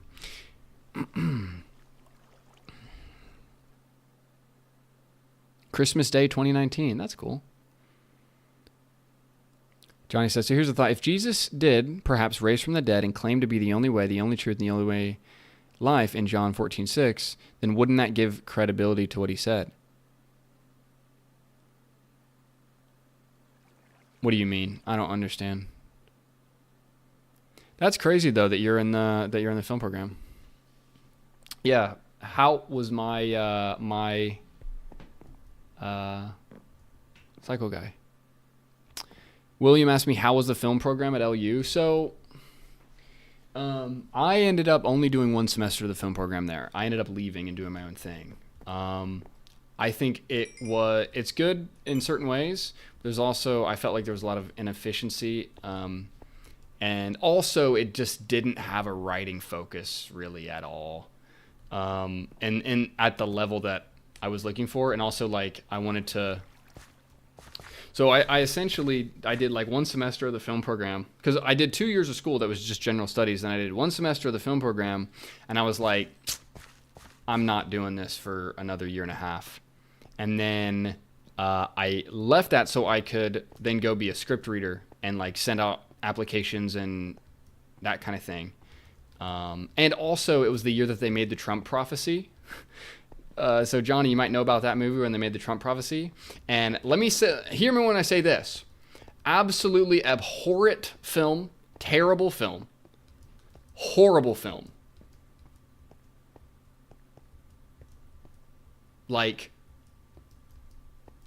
Absolutely terrible film. And it is genuinely frustrating that they made a film that bad. And I'm so happy that I did not spend my time making it.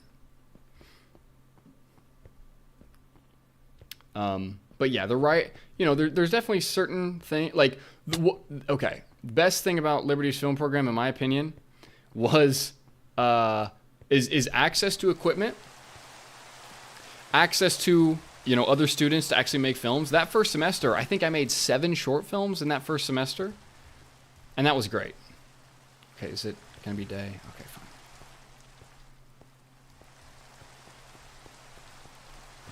So, I really liked that. Well, there was some stuff I hated about that semester, but what I loved about that semester was actually making 7 short films. Maybe it was 6, but I'm pretty sure it was 7 shorts. And so I got a ton of like real hands-on, just like making stuff, really actually getting into the grime of that side, which was super helpful for me, because then it gave me a solid kind of just general sense of how all that works. I mean, I had made a few shorts before that, but it was, again, it was great to actually make some and be able to use some professional film equipment and that kind of thing. But the writing was always my biggest focus, always. And so for me specifically, I was like, okay, well,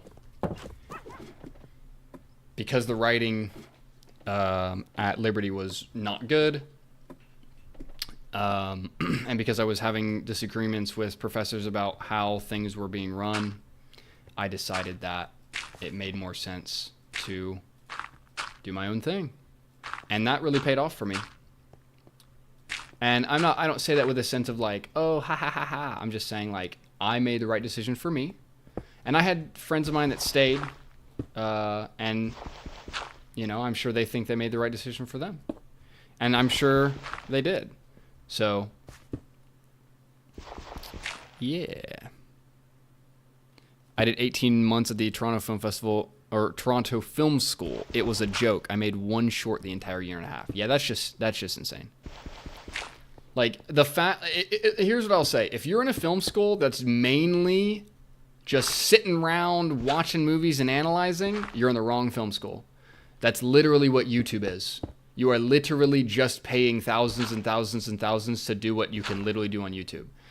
The pro of a good film school, the benefit of a good film school, is to have other students around you that you can make projects with. And ideally, you are actually forced to make projects with, like we had to at Liberty, which was good. Because, yeah, if you're just sitting around, not actually making anything, you're not getting any better, right? You're just talking about more theory, and that is not helpful.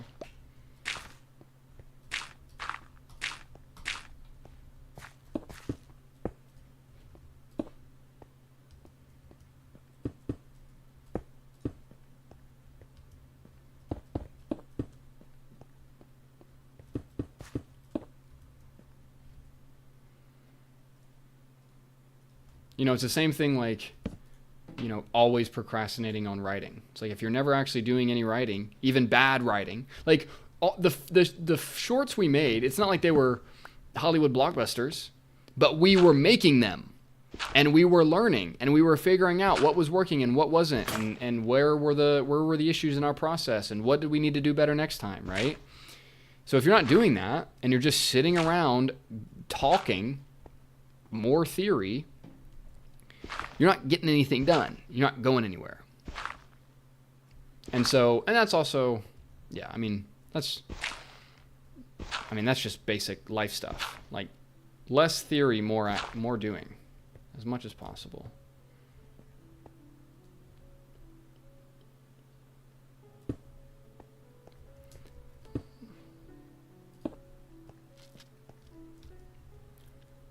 Thanks, Christian.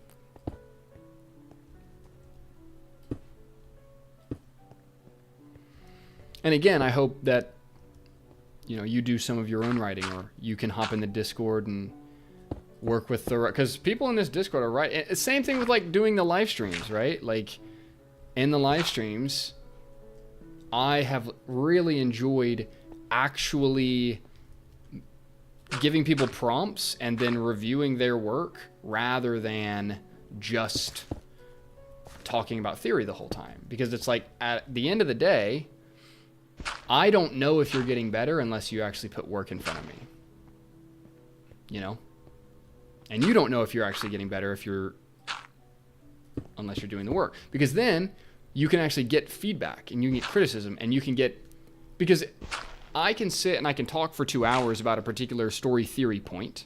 But then when we go to apply that, 5 different people might have 5 different, let's say, major mistakes or issues that they're making.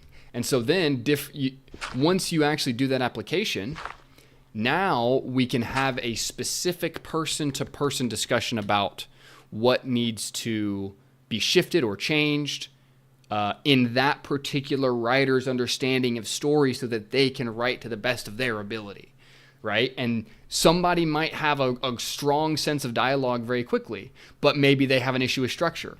Or somebody might have a strong sense of like characters, but then they have an issue creating scenes with actual choices in them, right? So different writers are going to have different strengths and weaknesses, and you're not going to expose those strengths and weaknesses unless you're doing the work. And you want to expose those weaknesses so that they can be corrected. And obviously, when anyone's weakness about anything is exposed, that can be frustrating to hear. And you are allowed to be frustrated about that, right? Like you can be annoyed and be like, I'm annoyed at this, But then you say, okay, cool. It's all good. Now let me fix it. Let me implement what the changes need to be. Because if you can't do that, if you can't look at something that you're working on, whether that's writing or literally any other part of your life, and you can't be honest with yourself and say, what's working here, what's not, what do I need to adjust, what do I need to fix? If you can't have that kind of discussion, you're never going to get anywhere. It doesn't matter what your degree says. It doesn't matter what kind of plaque hangs in your bedroom if you don't have an ability to do something, analyze what worked and what didn't, and then do it again. And then do something, analyze what worked and what didn't, and do it again. And then do something, analyze what worked and what didn't, and do it again. That is not only the writing process, that is the creative process, no matter what sort of creation that is.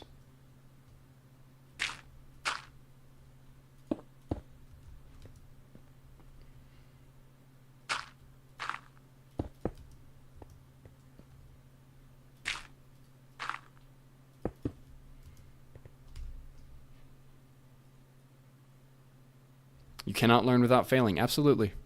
100%. It is all about the mindset. When you see failing as an essential part, yes, absolutely. And so a lot of, I know Jonathan was talking about writer's block a little bit ago in the beginning of the stream.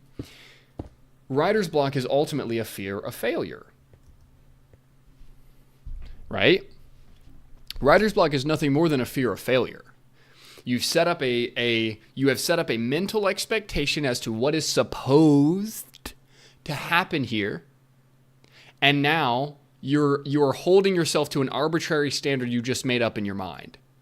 And then you write, and then when you're not Aaron Sorkin, day one, you're like, oh, I suck at this. But you can be good at anything. I believe this. I'm not even kidding. You can be good at anything, but most people don't want to suffer through the normal and regular process of doing something for the first time or for the first few times, and it's not going to be so perfect, right? But Sen is absolutely right. If you have this fear of failure,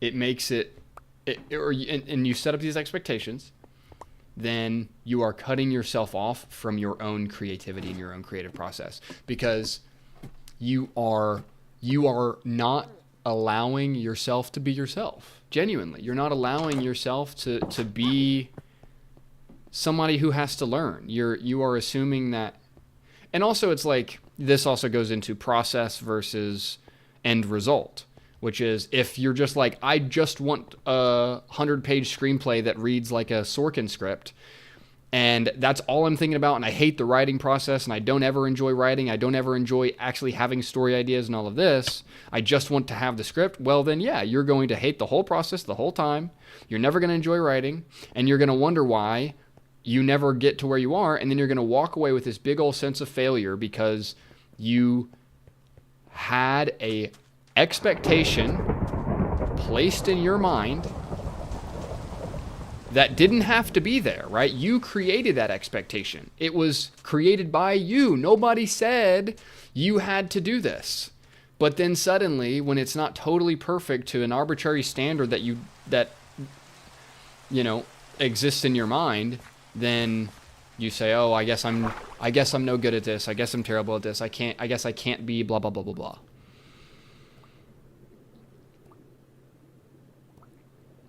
Mallet said, "Agreed. I often set my expectations too high, then get discouraged when it doesn't meet them. It's a problem I work through often." I'm the same exact way. And I also get this sense of like, I'm like, if I'm not the absolute best at this thing and I don't crush at it and I'm not like, it's that whiplash kind of feel, right? Like it's that extreme anxiety to be the absolute best, right? But that extreme anxiety to be the absolute best, it doesn't serve you. You think it serves you.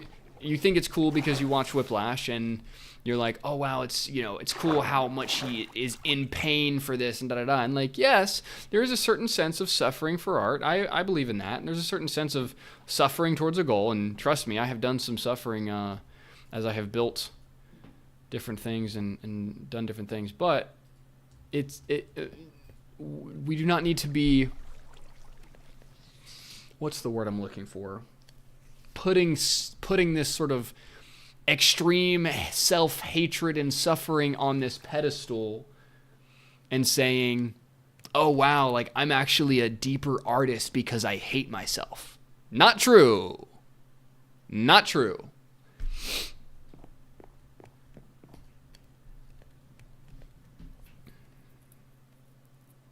I'll be right back. I'm gonna get some water.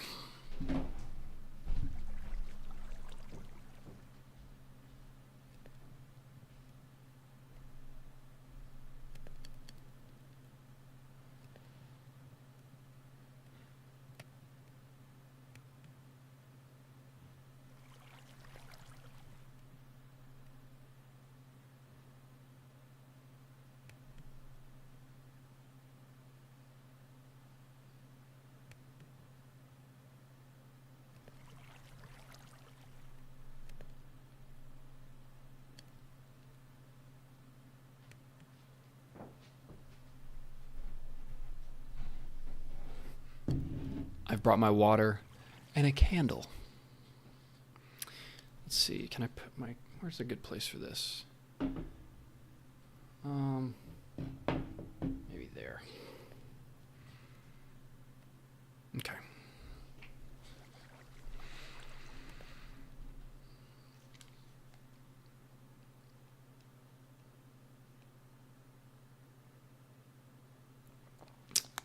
Johnny says, that's sweet to hear your experience at LU. I'm there with a focus on screenwriting as well. So before I go, what was your takeaway from the Christian aspect? Did it have an impact on you? Yeah, I grew up conservative Christian. Every institution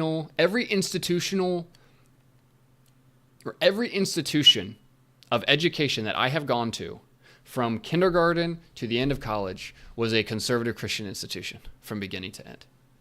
All my traditional education has been Christian conservative. My elementary school was a private Christian school. My middle school was a private Christian school. My high school was a private Christian school. I went to a conservative Christian university. Now, at the same time, I also have grown up with the internet, which has also been a massive education. But yeah, like, Christianity has been something that has had a deep impact on me. Like, extreme impact on me. It has been an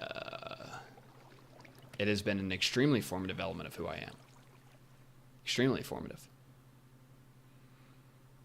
And also, I am very glad to have gone to all of the schools that I went to. I don't have any hatred or disdain or, oh, they were this or they were that or they were too this, they were too horrible on this, they were too conservative on this.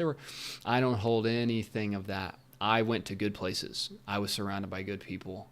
Good energy followed me where I went at those places. Now, do I agree with him on everything? No. Definitely not. There's a lot of stuff I won't even get into. Now, Christianity today is... There's a lot of... I'm going to say this. Politics and money in Christianity, you know, there's a lot of influences here. And it is sometimes...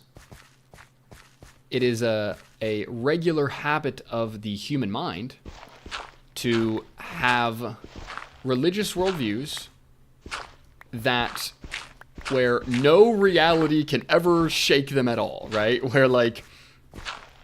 Where you're totally and completely unable to look at reality because of a particular religious worldview.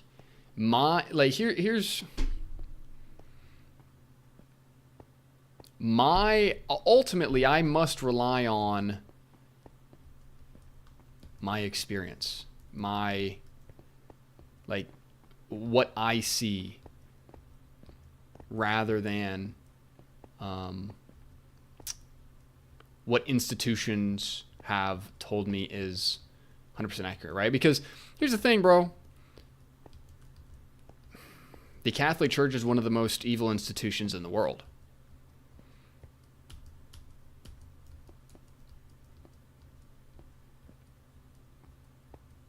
So there's definitely some underbelly, right? And so to have this sort of rose-colored glasses mentality of all the Christian institutions are totally great and good and wonderful and blah, blah, blah, and there's no evil and there's no underhanded stuff and there's no debt system involved and there's no blah, blah, blah. It's like, careful of your naivety.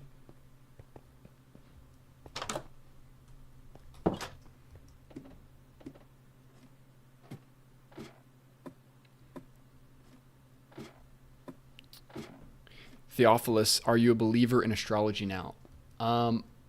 Astrology is a science. So I don't necessarily have to believe in it. I think I'm just looking at the scientific realities of what's going on. So, again, the Writer's Mind podcast. I disagree. It's the most charitable organization in the world, too. Yeah. Yeah. Okay.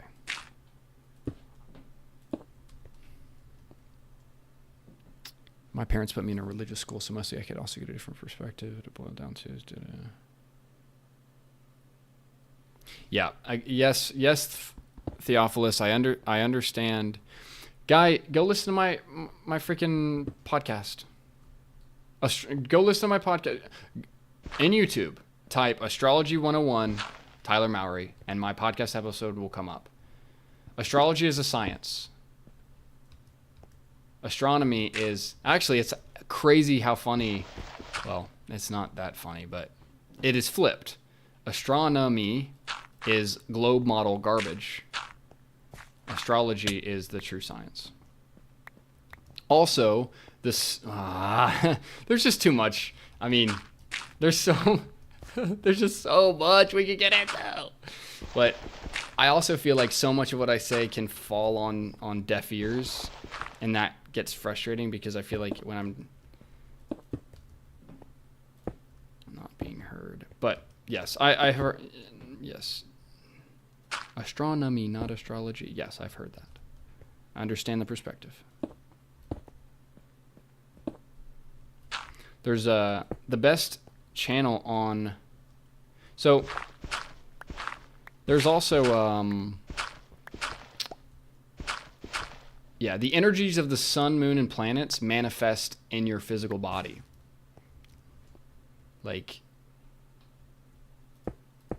And there's a great channel on YouTube called by Claire Nocti. Excellent channel on YouTube. And she goes deep into, she keeps it super empirical. She is doing research based on, celebrity zodiac signs. And then she is finding the trends of their physical appearances with their similar star placements. It's crazy good research. That YouTube channel is Claire Nocti. Crazy good research. And she also uses film examples to show this and also show like personality traits and all this. It's like really good stuff. Ooh, maybe I'll put a single piece of glowstone at the top.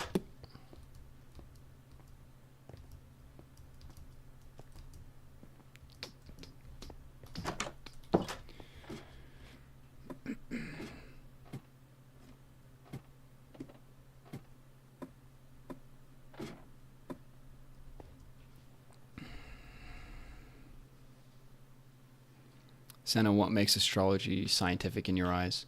So the basic thing is the sun, moon, and the planets are moving through a ecliptic belt. That ecliptic belt contains the 12 constellations of the zodiac. That's the starting point, and that's important on its own, because once you see that, you realize, like, wait a minute, I thought we were in a meaningless universe. Why do the sun, moon, and planets only move through a specific belt of constellations all together? It's almost as if it's a clock. Okay, MLG water bucket. Yeah, let's go. So that's part of it, but again, I would highly recommend listening to that podcast episode, Astrology 101 by Tyler Mowery. And like, again, this stuff is super new to me. Like, I'm not the world's leading astrologer by any means, but it is for real, and I'm not going to act like it's not. But yeah, in that episode, I keep it like pretty freaking empirical. I'm talking about pretty scientific stuff. But yes, and I understand. Again, it's like most of what, when you hear somebody that is just kind of talking in a vibe, explain astrology or whatever, I totally understand why there's this sense of like, okay, this is dumb, blah, blah, blah, like this isn't important, whatever. I understand the stigma around that. I understand why people are like, oh, this is just what, girls want to talk about on dates. I get that. I get the vibe of that. But astrology is a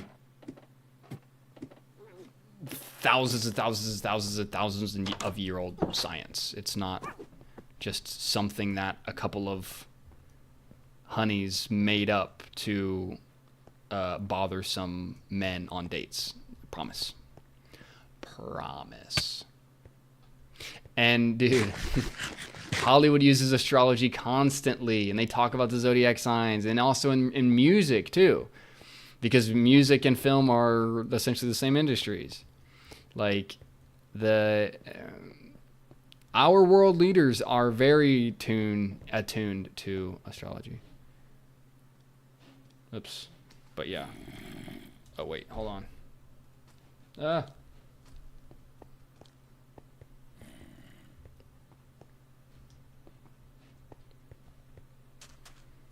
So yeah.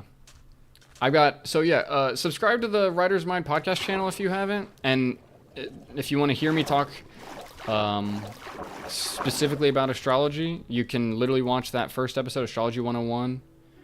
And then on Friday, I've got some more goodies coming out that's also going to deal with this stuff. Some more goodies. Well, Tyler, I'm going to head out. It's really cool knowing you were at LU. I'll tell how you said hello. I'll be back for my Screenwriting. Awesome, Johnny. Be well, my friend. Enjoy your time at old LU. Fan the flames. Make it hot, make it hot.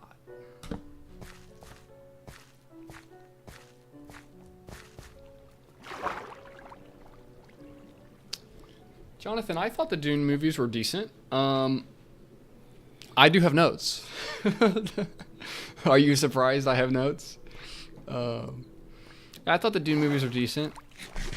The first one is like, okay, here's what I'll say about the Dune movies. The first Dune movie is an act one. Okay, this movie is too long. And then the second movie, two issues with the second movie. One is like, We spend so much time still riding the worms around in the second movie, and we spent 1 billion years doing that in the first one.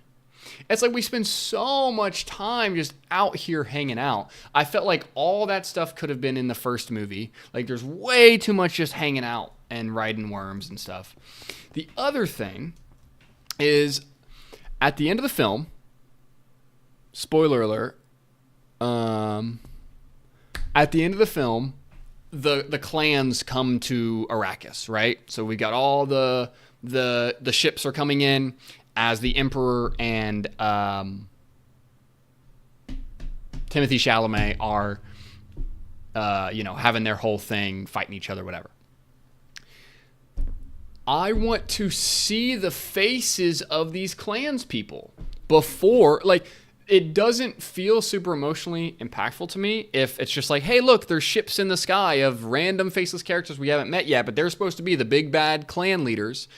Instead of having the Emperor mope around for in the entire Dune 2 movie by himself and Florence Pugh, why don't we have the Emperor dealing with, 5 or 6 of the clan members, so that when we actually see their ships come at the end of the film, we know who's in those ships. Like, we actually can put a face to the ships, and I think that gives it a lot more dramatic weight. So those are kind of my 2 big notes.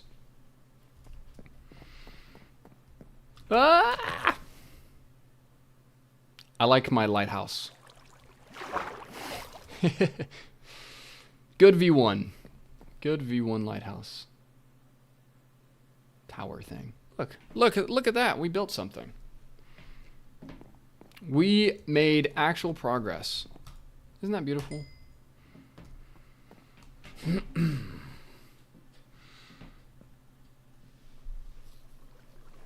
What did I think of the Dune popcorn bucket? I didn't get one, unfortunately. That's another thing is I don't like to watch movies with popcorn and drinks. If I'm watching a movie, or like, if I'm in a theater and I'm going to have a theater experience, because this might come as a surprise to everybody, I actually really like movies. I like stories. I want to be wowed and awed and deeply in the moment. And we were talking about Interstellar earlier.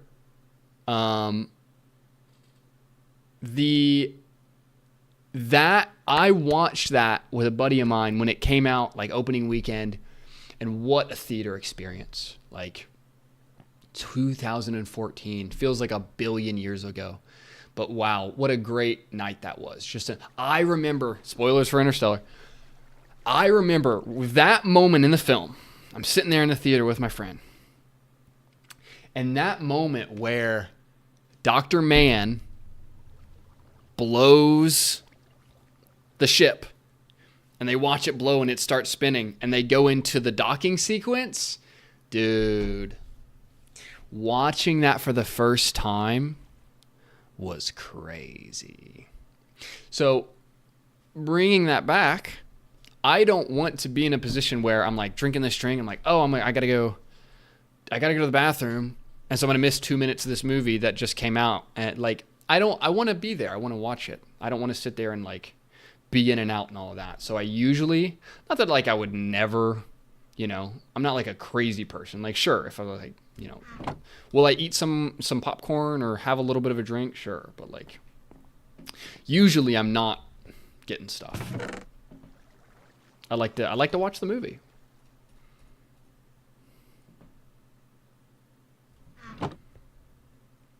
Okay, I think I might continue my storage racks here.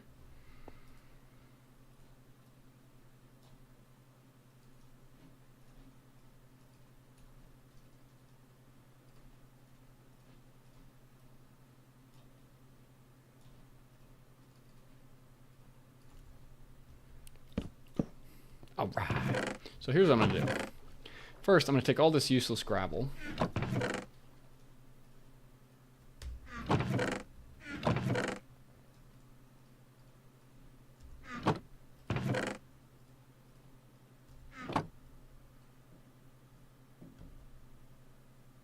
Yeah, I agree, Jonathan. It's like, if it's a movie I don't care about that much, then sure. Like, if I don't care about the movie that much, then okay, I can leave and get some popcorn or go to the bathroom or stand outside and text. Like, if the movie sucks, then the movie sucks. Or if I just genuinely don't care about actually seeing it. But most of the time, I want to give it a chance. So I like to not have all that stuff. I think, by the way, I saw Twisters this was like a while ago, a couple months ago. Yeah, I can put them on top of each other, but I just like how it looks this way. I watched the movie Twisters. That was a tough watch, dude.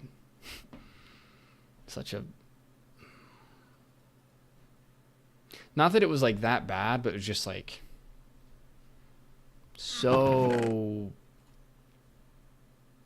have nothing to say, When movies are really just like hitting the motions and have nothing to say, I like a movie to say something. Take a stance, That's even why with the 2022 Batman film, we're at -3,000, -400. Okay. With the 2022 Batman film, I felt like that movie didn't really have that much to say, which is part of the reason I was not a huge fan of it. Like, it looks cool, it sounds cool, it's got effects, blah, blah, blah, but it doesn't really have that much to say.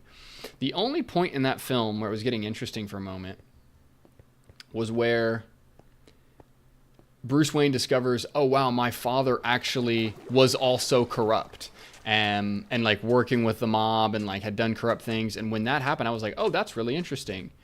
What is Bruce Wayne going to do with the realization that his father was also corrupt? And then like 2 or 3 scenes later, they totally backtracked on it. And we're like, nope, just kidding. That was a lie that the mobsters were using. He was totally clean the whole time. And I was like, that just feels like you had this moment where you were going to throw a punch and give me something interesting. And then you pulled your punch and you made it so that our main character didn't actually have to make an important decision. Like if, because the whole time in the film, it's like the idea is kind of he's trying to uphold his father's legacy. He's staying in the town, all this, because his father was this great guy.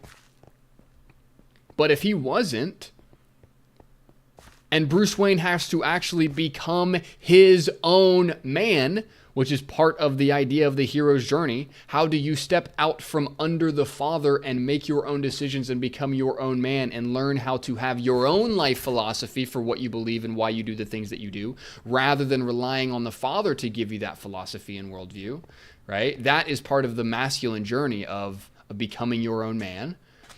If they would have given that to him, it would have been interesting. But instead, they kind of pulled the punch, and then it was just like, okay, back to finding Incel Riddler. Where is this horse? Has my horse run away? Interstellar or Arrival? I like both of those movies, but I think I would go Interstellar. Arrival is a cool movie, though. Very, very unique film. One of the few movies to get like real, true, non-linear storytelling and actually nail it. Like, which is very, very difficult to do.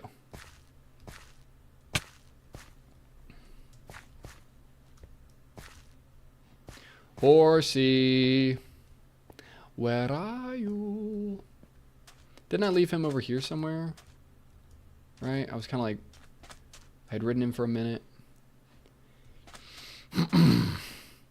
And then Horsey, where are you? Maybe I can see him from up top. Yeah, Arrival's a cool movie. Definitely worth watching. And that soundtrack is crazy. Like, really, really cool. That's like, like, you'll hear it. It's cool.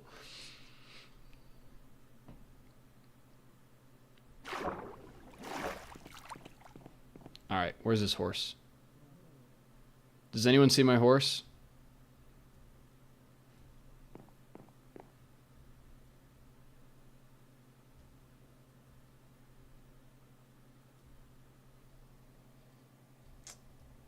Not a horse in sight to me.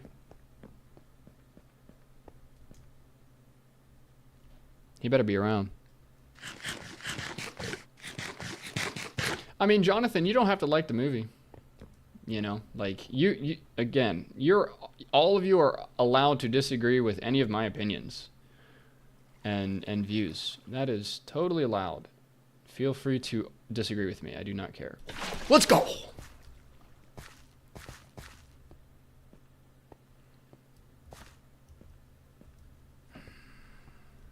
I mean, I want you to be right.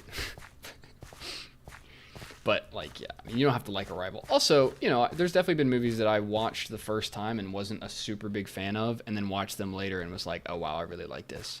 There Will Be Blood was like that for me. Like, when I first watched There Will Be Blood, I was like, this is kind of slow, and I don't know, and this is it. And then I watched it, like, years later, and I was like, oh, this movie crushes. Once I became a capitalist businessman myself, I was like, oh, this movie crushes.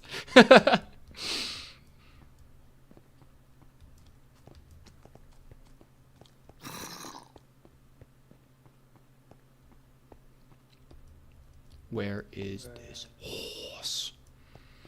Come to me, horse.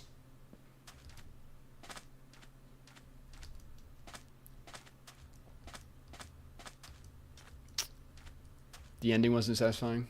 Sure. Interstellar's ending is stretching it too.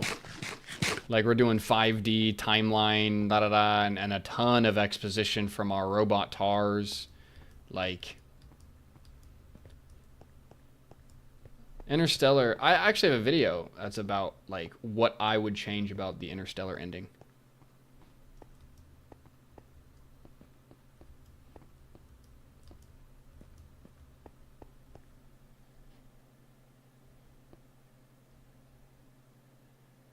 This horse.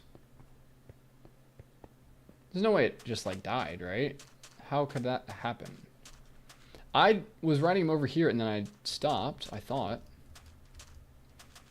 But I know he can run around.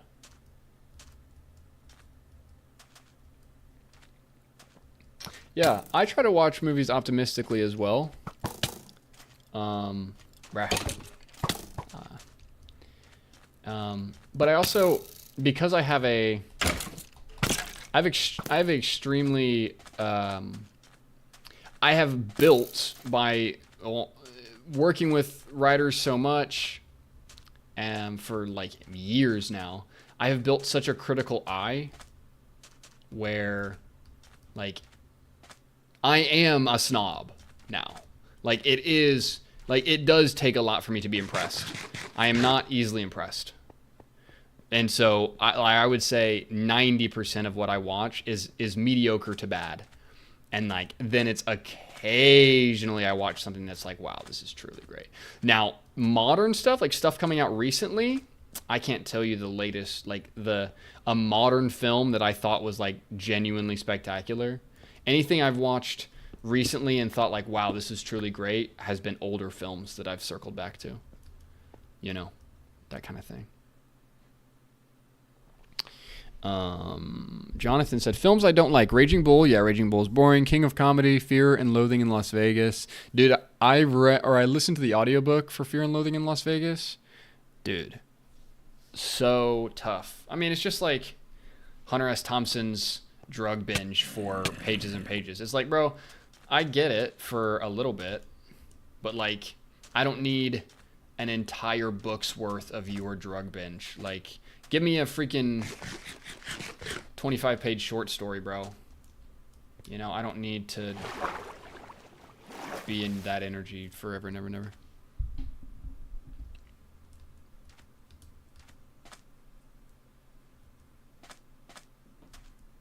I've been playing a lot of Assassin's Creed 2 and 3.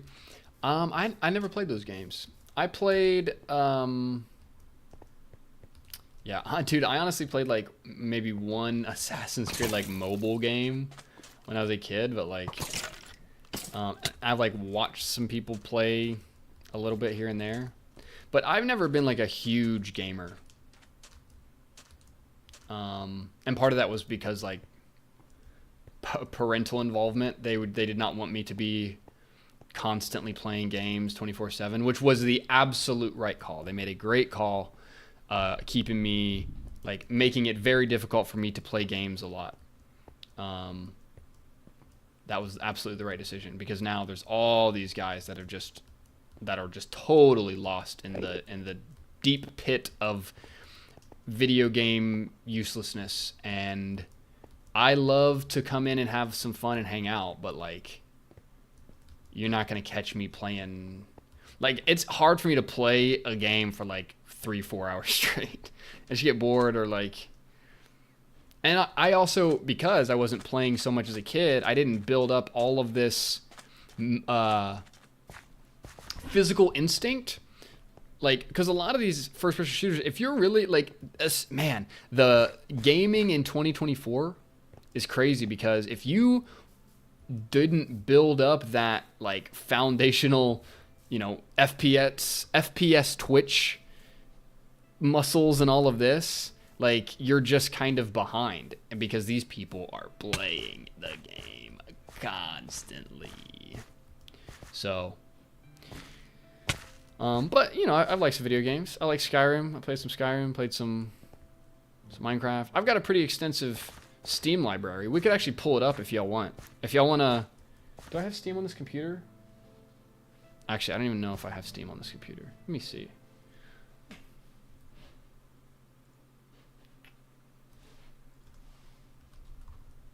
Oh, I do.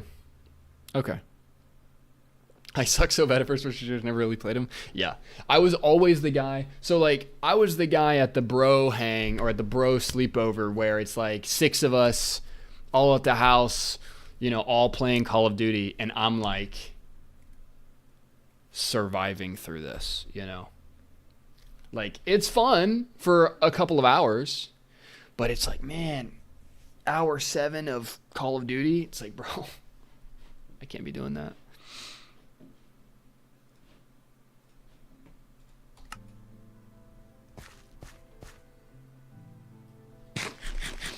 Okay, so I hope this horse is not lost to me. It's possible he fell in some sort of pit or crevice. I just don't know where that would be. Oops. Stop. No. See, this is what I get for opening Steam for the first time in who knows how long.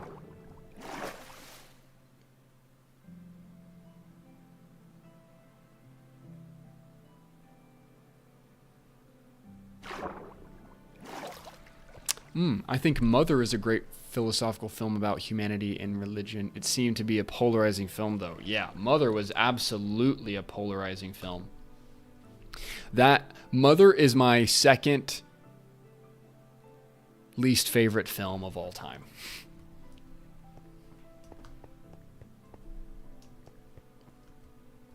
Was not a fan of that movie. Very hard to watch, very painful to watch, very distressful and frustrating. Like, that dude makes, what's his name again? I don't even remember. He makes those painful, depressing films. It's like, bro, I'm not, I do, there is a certain sense of like, also, any film where a baby is eaten is an immediate no for me. I don't like that. I don't like that at all. They eat that baby in Mother, and that's gross. That's gross. That's freaking Hollywood Satanism right there.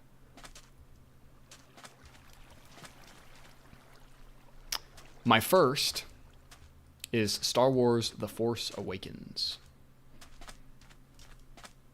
Least favorite film of all time.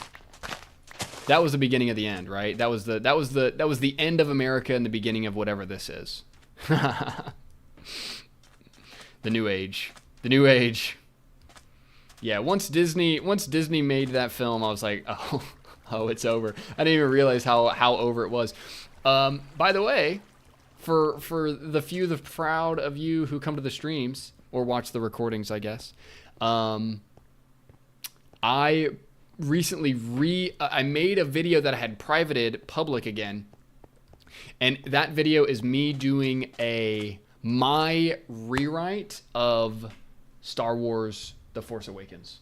So let me actually, I'll pull this up for you, show you this.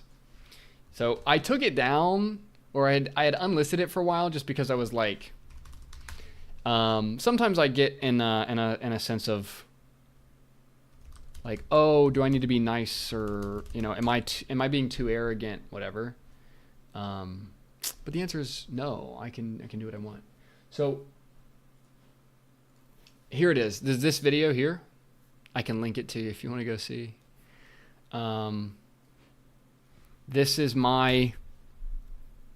I literally walk through my entire version of the film. Like I literally walk through. This was a pretty cool video. Like I literally kind of made my own movie, and I wrote my own version of the screenplay. So I wrote my script. This is also 2017, so it's not the best script ever, but it should still be downloadable. Let me see. Yep, here it is. My Force Awakens rewrite. The Force Awakens rewrite. This is Star Wars fan fiction. So I hated the movie so much I had to rewrite it. And again, it's not even that it's that bad of a film, like structurally or technically or these sorts of things. But it's what it is. Train hard in the job. Right? It's like, it's what it was. You can also see Baby T here. Begins. We read the opening. Dude, this hoodie or this crew neck, that ruled, bro. What a vibe. Man, a billion years ago, dude. Billion years ago. And yet also yesterday.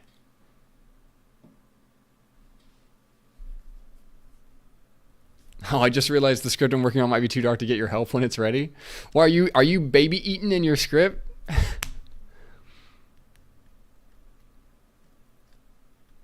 Yeah, make sure only an acceptable amount of babies get eaten. Yeah, there's a quota. There's a quota there. But yeah, there's that video if you want to watch it. Also, for those of you that were asking me about astrology and that kind of thing, I will link you to the podcast. So I'll do a couple things here. Okay. So this is hey, by the way, if you didn't know, I did a podcast back in the day, like years ago, like 3 years ago. And then I stopped, and then I restarted it recently. And here's this new episode here, Astrology 101. And if you want to get a sense of my general vibes on astrology from kind of a pretty empirical level, I talk a little bit about mythology and some stuff, but overall I stay pretty in balance. And then yeah, if you want to read my script here, I wonder if, yeah, I haven't gone through this in so long, but yeah, there it is. Anyways, back to Minecraft. When will I do it? John, this Friday, Writer's Mind Season 2, Episode 1 is coming out. It is complete and done, and it will be released this Friday.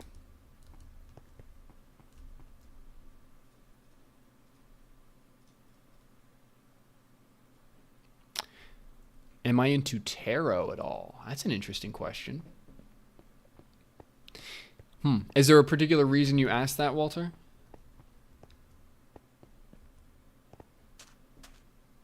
Like, have you been interested in tarot? Is that something that you've looked into?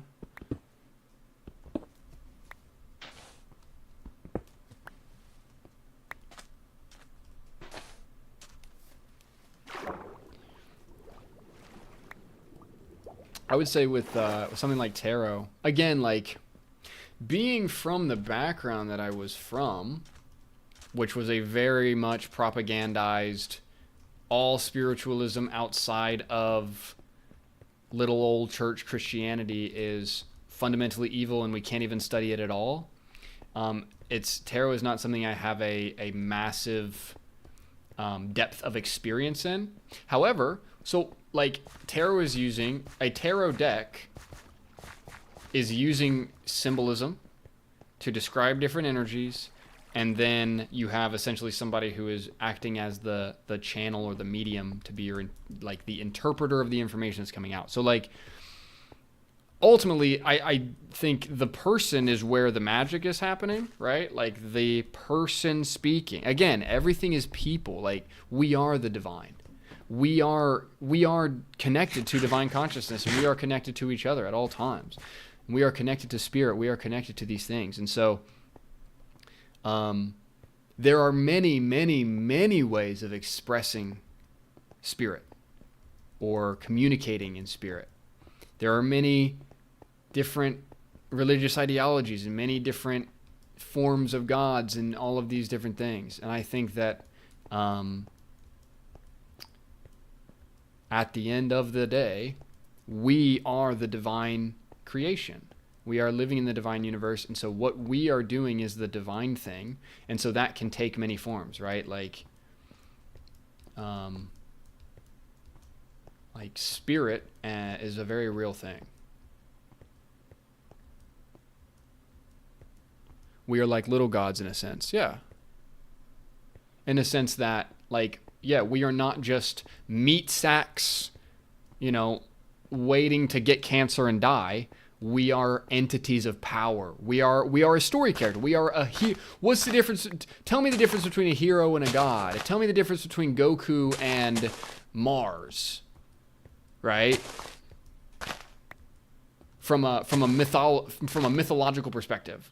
One is older and more steeped in, let's say like longer term stories and mythology. But like at the end of the day, what's happening here? It's different ways of describing divine energy, divine power, these kinds of things.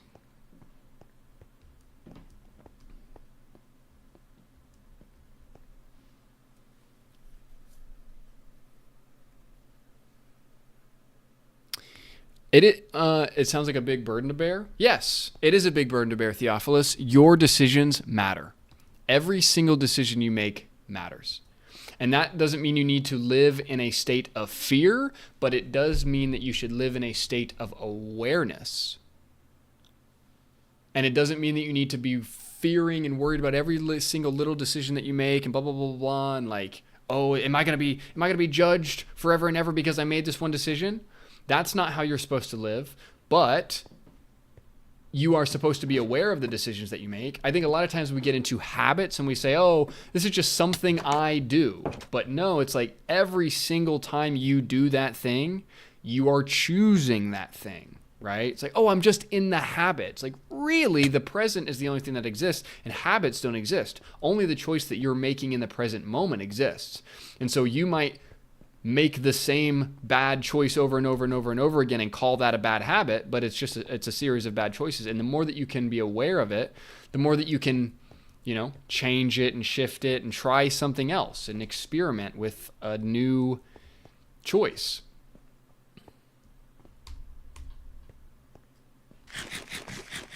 Okay, now I've built my lighthouse and I can't find my horse, and now I feel like I don't know what to do next. But that's fine. Did this horse like for real just run off? Part of what I was looking for the horse for was to kind of go on just an adventure into the great wilderness. Maybe I'll just do that anyways. I'm at -3,000,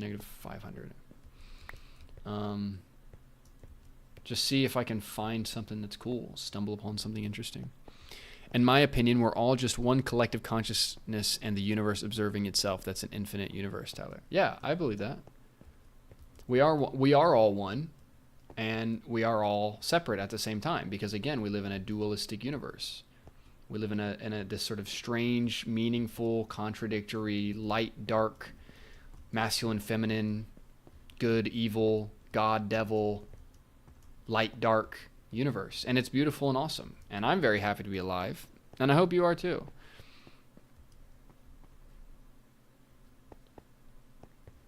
And if you're listening to this, I want you to know that I'm happy you're alive. Actually. And even if I haven't met you or we have not spoken, that you are important and that you matter. And that I don't care how many times people have told you that you don't matter, or that things are useless, or that you're just a piece of nothing floating around, or that that you need to be suppressed, or that you need to be told that you need to do things the normal way, even if you feel like you want to do something different. You do you. You be you.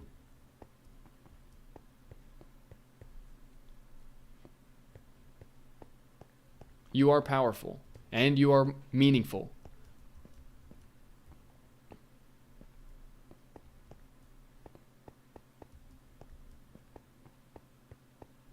And I will not listen to anybody who says that everything is meaningless and that they're meaningless and that you're meaningless. And if you have that type of negative energy around you, cut those voices out as much as you can, because that's not serving you.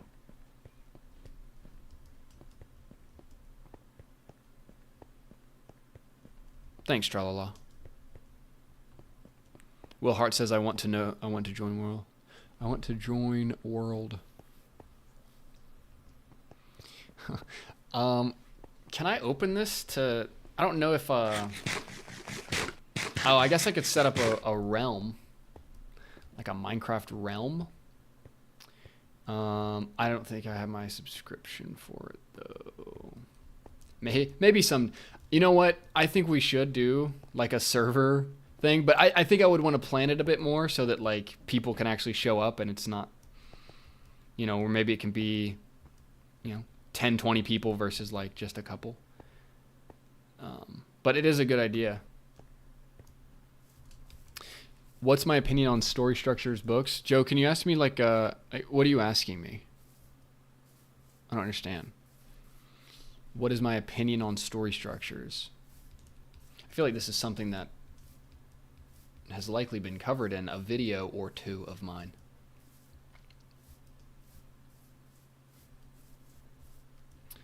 Oh yeah, let's go back. Let's go to this jungle. Let's see if we can find another parrot. Tyler, what are your goals and passions in life?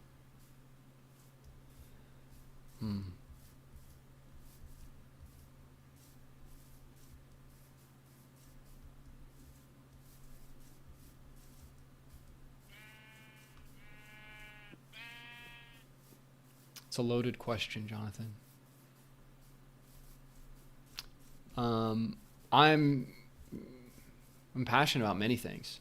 I'm a passionate person. You know, there's like the whole like, I don't know if you all are like how engaged with internet, social media content or whatever you guys are in, but like there's a lot of people talk about like nonchalant. What up, dude? It's just not the same anymore. Oh, it's two of you. How cute is that? Hello. Wow, how cute is that? Well, now I can't separate them, so I definitely am not gonna take one. I will allow you both to continue living in beautiful harmony. That's cool.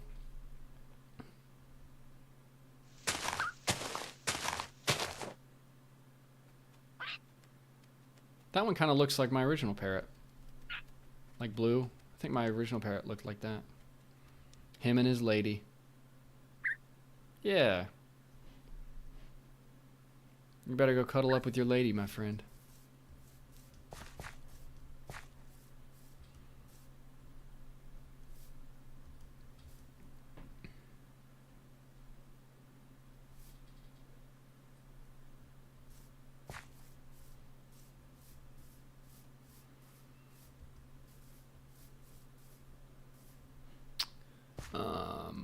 You're talking about, yeah, like here's Journey to Save the Cat, here with 1,000 Faces. Yeah, so all of those are trying to describe the same fundamental innate energy of the function of story. Right? And that's why I look at the story circle most specifically, because it is the most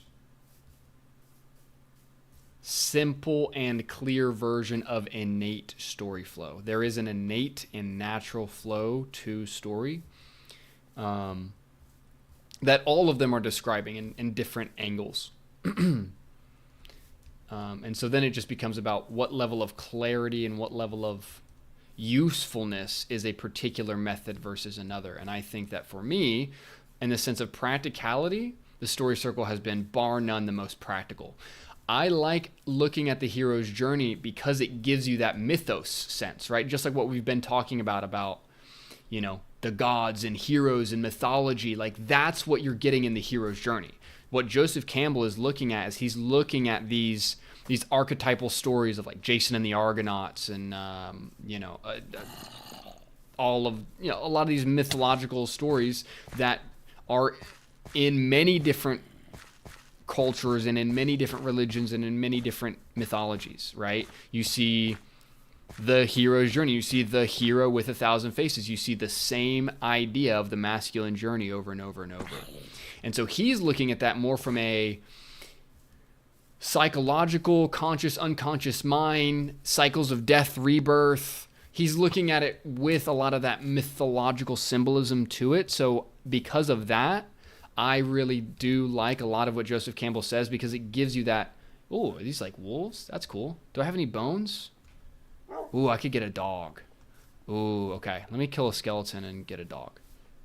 So that's why I like Joseph Campbell stuff. I think his work is very cool on that side. But Joseph Campbell's not very practical, right? Like if you're sitting down trying to write a screenplay and you're trying to be like, okay, how do I get this to actually work from like a mechanical perspective? Like it's hard to go to Joseph Campbell for that, right? You can get deep archetypes, you can get some of that stuff, but to get like, how do I make my act work?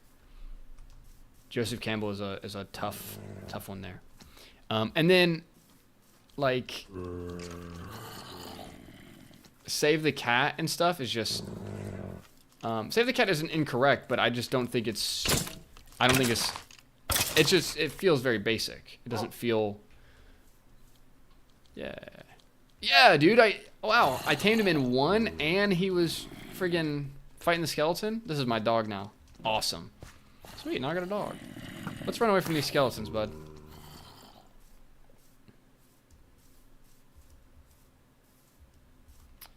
So yeah, my version of the story circle is the best, most practical by far.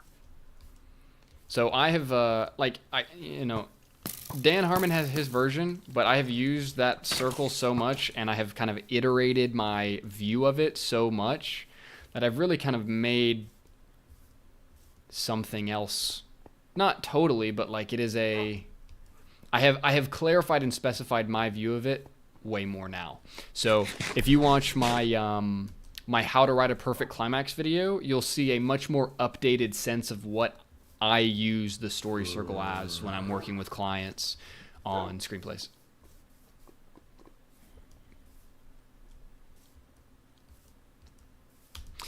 Jonathan asked me, do I want to be a filmmaker or screenwriter professionally?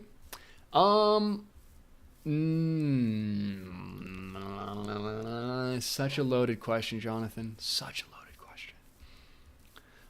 I don't want a profession. I don't want a profession. I like what I do now, which is be an autonomous internet entity. That is my profession.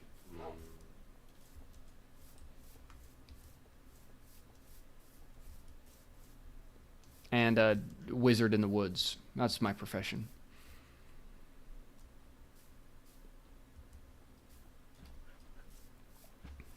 I literally don't know what's going to happen 3 months from now, so it's hard for me to have like... I try to live in the present right now, bro. I really try to live in the present. I had a lot of big, I'm going to be this and be that and blah, blah, blah. And a lot of that was corrected or truth was revealed, let's say, right? I got my 5 and then experienced my 6 of the story circle and then had to make a 7 key decision. So... like, I don't think anymore in terms of what my career is. I don't define myself based upon blocks of jobs in a resume. I don't think in that manner. I have not worked for somebody else since... well, I haven't worked in an office. I worked in an office all of 3 months of my whole life. And then since that was 2018. And then I've done, that was so like, I don't really, do the whole office job career thing. Just not really my vibe, you know? I like to play Minecraft and talk about flat Earth. That's cool. Got some obsidian. A golden hoe of mending. I love when I find a golden hoe. When you find a golden hoe, hold on for dear life. That's a Chinese proverb.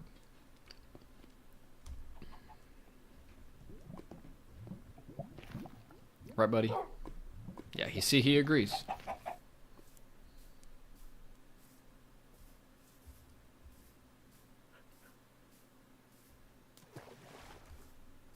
What do I think of the literary quality of the Bible?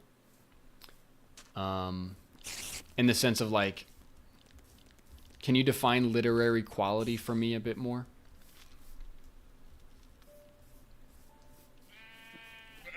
Yes, I am a flat earther, Theophilus. Listen to my that podcast episode I linked up earlier in the chat. If you listen to that, you'll get a well, actually I don't really talk too much about flat earth in that, but in this podcast episode coming out Friday, I will.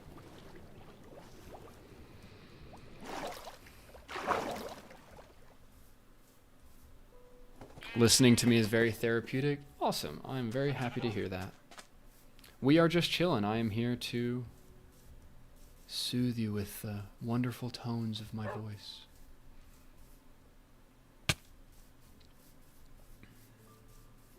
I just want to make art. Yeah. Jonathan, definitely making things is a great state of mind to be in. Making things rather than always consuming things is a great state of mind to be in. Oh, is the Bible a good read? Yeah, I think so. There is a ton of truth in the Bible. A ton of truth in the Bible. To deny the historical and cultural and divine power around, like, everybody, it's funny, everybody seems to have an opinion about the Bible, right? Even if they hate it, right? It doesn't, it's like nobody seems to be super neutral on it, you know. And and there's a reason for that, because it is a powerful book. I also have an Ethiopian Bible. I don't know if you've heard of that, but the Ethiopian Bible has 88 books in it instead of 66. And it has a lot of the books that were taken out. And the Ethiopian Bible is 800 years older than the King James Version of the Bible. So, and the Ethiopian Bible has stuff like the Book of Enoch in it. And the Book of Enoch talks about some really interesting stuff.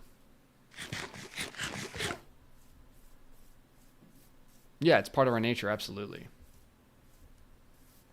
You're a bit of a theology nerd? That's good. Yeah.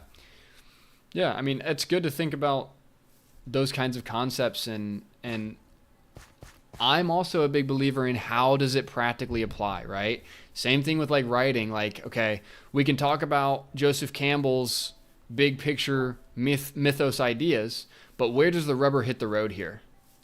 You know, how is it really truly affecting you, you know, in your day-to-day life, in the same way that you would say, how is this, you know, screenwriting feedback actually applying to my script, rather than being just this theoretical abstract concept that I not go, oh wow, and I nod my head, but I don't really feel anything different. But yeah, I mean, there's, you know, it all comes to, the Bible even talks about, like, you will know people by their fruit. You know people by how they live, by what they really stand on, by if they are truthful, all of these things. And so I think a danger that I have seen as a person living in the conservative South, or a person who grew up in the conservative South, is You can definitely get a lot of people that, you know, what's interesting about the conservative South is that it is culturally, it's culturally Christian in a way that a lot of the rest of the U.S. isn't, right? So, like, if you go to California, and you're asking people, you know, about, like, what they believe, you know, unless they're, like, legit a regular church attendee and all of this, like, it's unlikely that somebody's like, oh, I'm a Christian. Unless maybe, you know, if they're Catholic, because all the Catholics are like... But it's a nice little village. But what's interesting here is, even if you're not really Christian at all, then everybody calls themselves Christian. So what does that create? It creates more confusion, right? It blurs the lines. And again, that's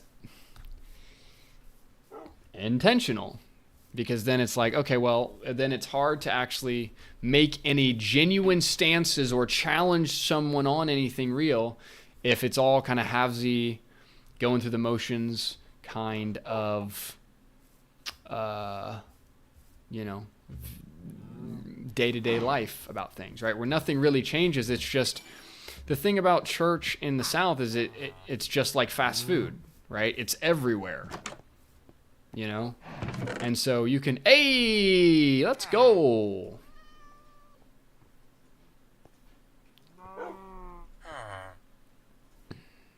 And so it's like, you know, that can be a,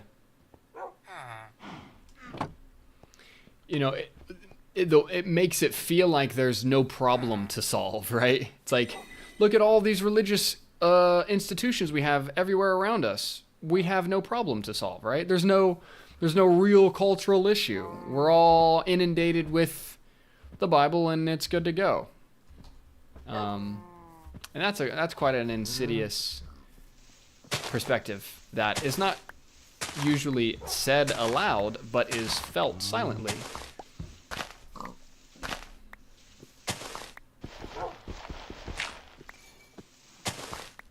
Jonathan, how old are you?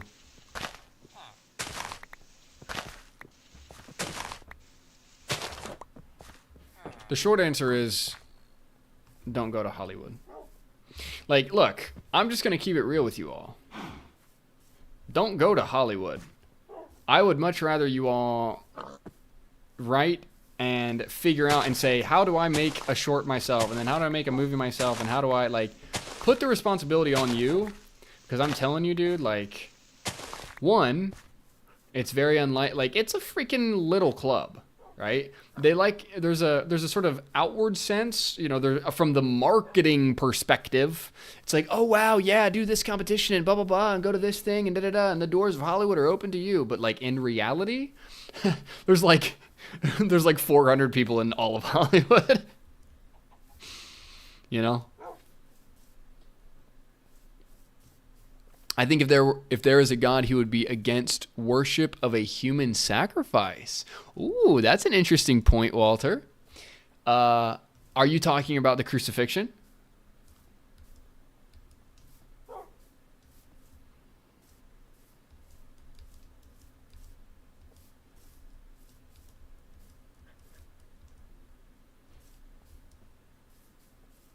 You just turned 22 last October. Okay, wow. So yeah, you're really at the kind of, honestly, Jonathan, yeah, I would say don't go. I mean, go if you really feel led to. But I mean, here's what I would say: go on some sort of adventure, but it doesn't have to be LA. Does that make sense? Like, go on some sort of adventure, but it does not have to be the Hollywood of yore.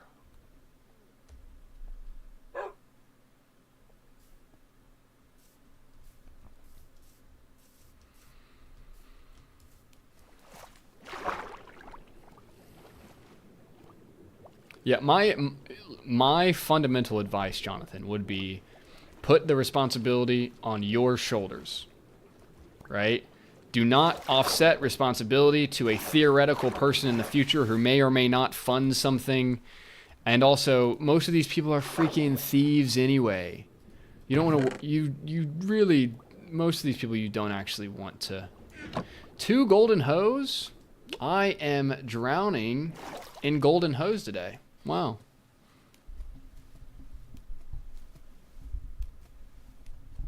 Expand what I mean about what, Jonathan? Okay.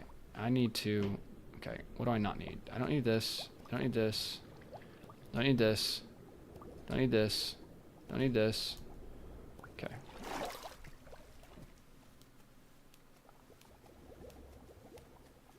Wow, you can't see me like at all. Oh well. Who cares?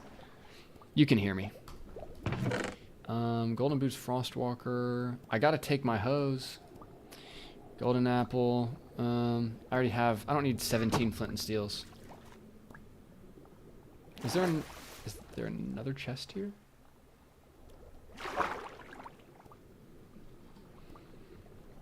I don't think so.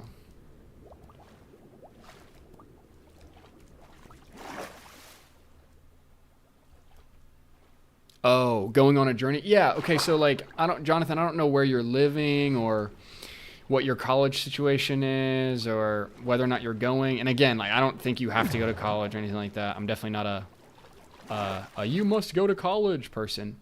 But I would say you need to, like, you're 22. It's time for you to go on some sort of adventure. Walter's mad I didn't mind the gold block. Yeah, I probably can, I guess, because I've got gold ingots and stuff. Okay, I'll do it.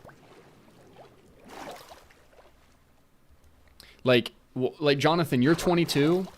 It's time for, like, it's a really good time for you to expand your horizons. You know, freaking, I'm not in college. I'm living with my parents right now. Yeah. So at some point you need to get out of the nest, right, dude?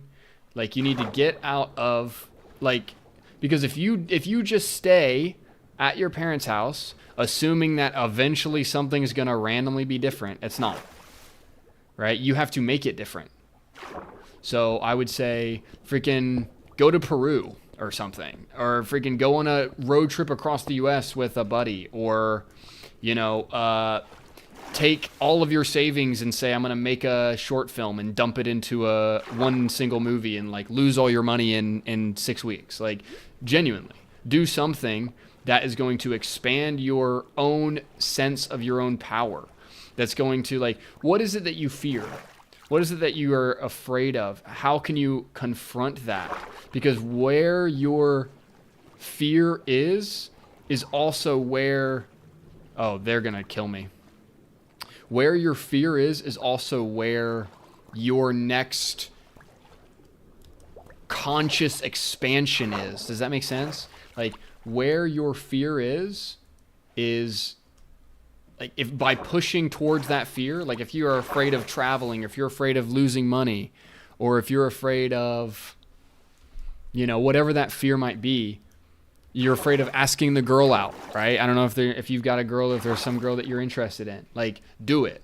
Attack whatever it is that you are afraid of, because that is going to expand your consciousness. And right now you need to be expanding yourself towards how do I go from living with my parents to standing on my own 2 feet and going on my own adventures?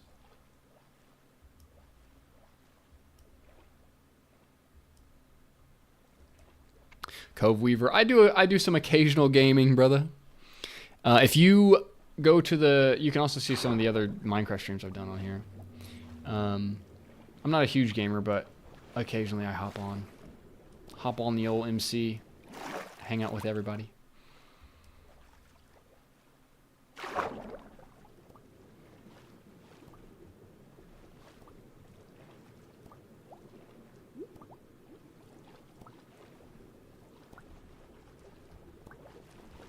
You have enough gold in a video game so you have time to block me from speaking. Your channel is a joke. What? I do not understand. Goodbye forever, your channel sucks. What's happening? Hold on.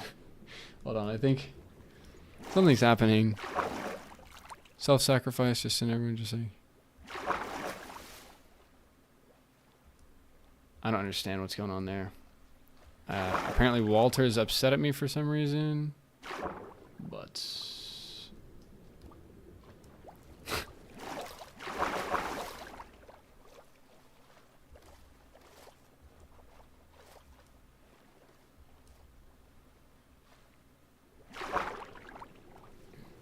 wonder if I put this. Oh yeah. What do you think about that? Oh, here's our trident boys again. I gotta stay away from these guys. If one of them has a trident, it's gonna be a problem. So, do you like this little ambiance this way?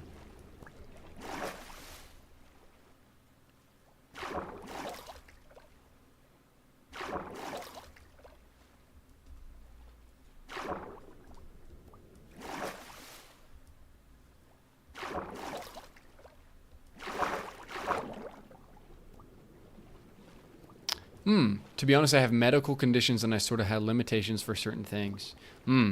Interesting. Then that's what you should be That's what you should be pushing against, dude. How do you conquer those medical limitations? Because they are not only medical limitations, you also allow them to become belief limitations in your mind. So that's really interesting, dude. I would encourage you to say, like, how can I defeat this medical limitation today, right? Like, how can you unlock a new record, let's say, if you want to think about it that way, of like, you know, I don't know exactly what it is, but it's like, if it's like, you know, you can't, you know, maybe if you have like a lung issue or something and like you can't run, or you've only run a certain amount, how can you be like, okay, today I'm going to actually run this amount, or I'm going to run further than I ever have before. And it doesn't even have to be that far, but it's like, how are you conquering your own limitations, right? Because what happens is, if you get into this mode of that your medical limitations are going to define your life, then they will, if you allow them to. Or you can say, I'm not going to be defined by these things. I'm going to push against them. I'm going to use them as a way to teach myself that I am more powerful than I realize.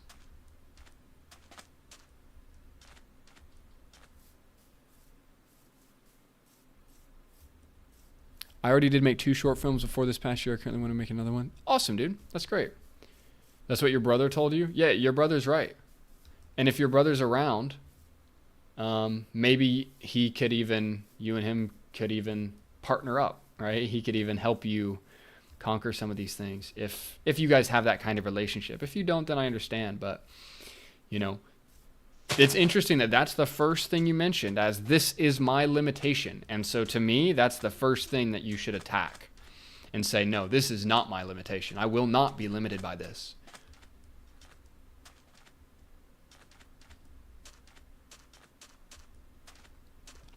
My parents put that mindset on me, saying, absolutely. I'm sure they did, my friend. And so now you are in a critical life stage, brother. You are in a stage of life where one of 2 things can now happen.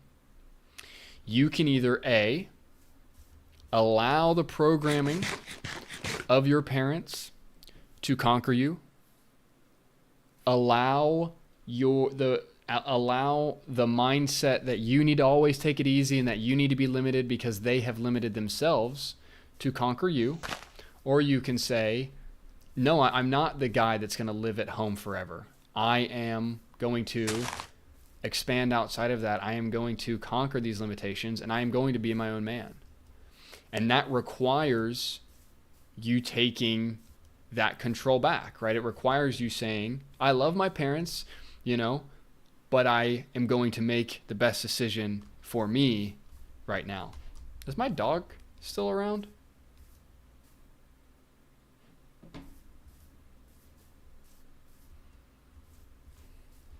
Because just like I said, like, you are a child as long as you allow your parents to dictate your fundamental beliefs and decisions.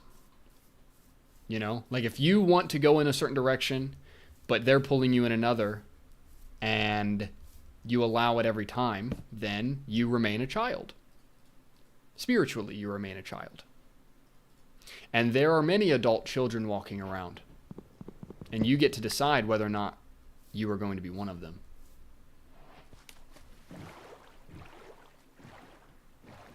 Your brother's in rehab? I got you.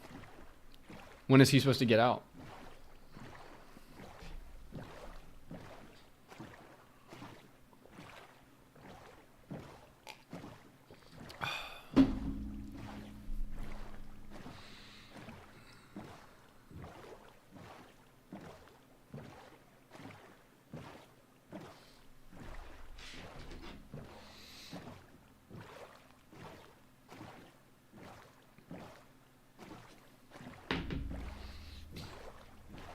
Ah, the sun rises yet again. Hopefully next month. Okay. Well, dude, I mean, that, you can be an inspiration to him. I don't know if he's older than you or younger than you. But again, it's like you can be an inspiration to him. Clearly, he's got his own stuff going on, and he's got whatever he's dealing with. And I'm sure it also ties into family dynamic and these kinds of things. But yeah. Correct, Jonathan. You are not a cripple. You are correct.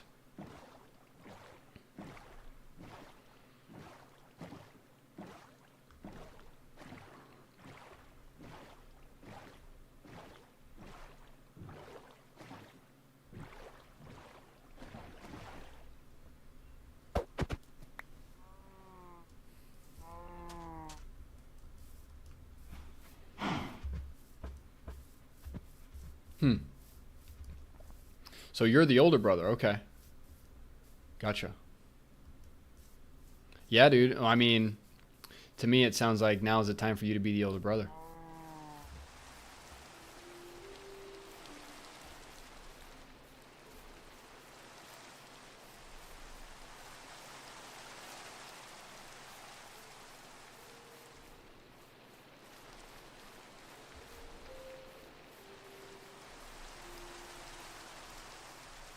Absolutely.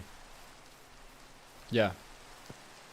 Yes. For every ailment you might be experiencing right now, yeah, you're absolutely right. I guarantee you there's somebody that has conquered it.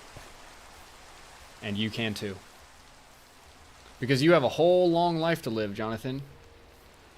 And you are not going to live your entire life limited by ailments and conditions and these sorts of things. That doesn't mean you don't have to deal with them, but it means that you do not allow them to limit you. It doesn't mean they don't exist. It doesn't mean that they don't frustrate you. It doesn't mean that it's not difficult. It doesn't mean any of that. But it does mean that you are not limited by them, right? It's just like you don't have to act like it doesn't exist, but you also don't have to let it control you. You decide, not your ailments. And ultimately not your parents either.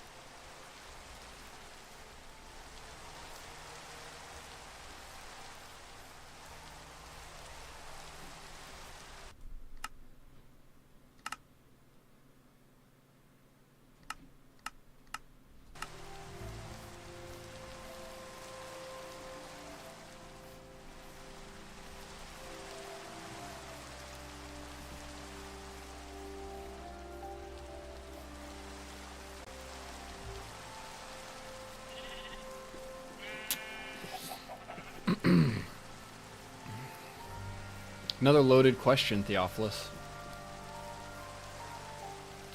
I'm a lover of knowledge. So your question is presupposing a lot of stuff. You're making a ton of presuppositions for us to then, so again, you are asking me a question within traditional Christian context. There, so since there's another channel that I highly recommend. If you want a Christian context, yet integrating some of the views that I'm talking about here, there's a channel name, or a man named John St. Julian. John St. Julian is his name, and he has a very cool view on Christianity, and Christianity also connected to like esoteric truth, some of the stuff that I was talking about earlier today. He also runs a home for disabled, abused children in Tanzania, and very cool YouTuber. So, and I would say that like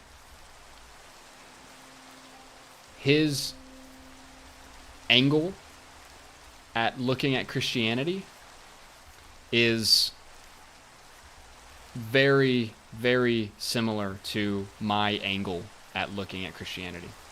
And he has had a big influence on me. John St. Julian was his name. I'm a loaded guy. Pause.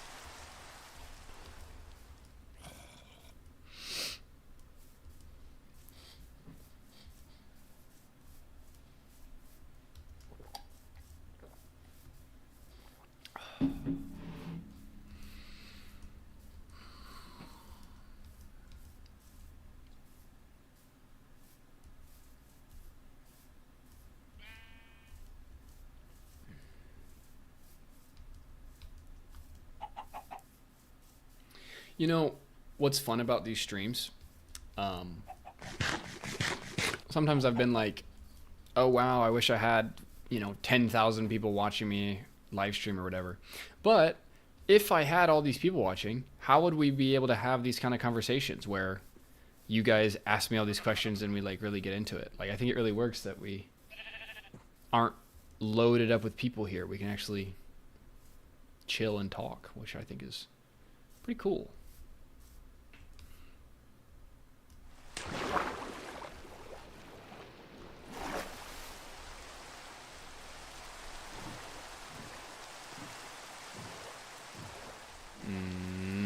I need to be going this way.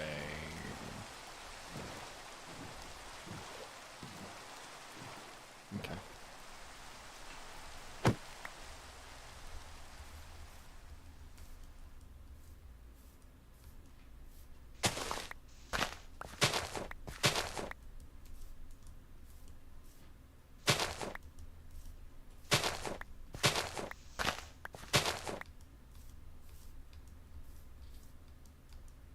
What's my favorite Christmas movie? That's a fun question. What's my favorite Christmas movie?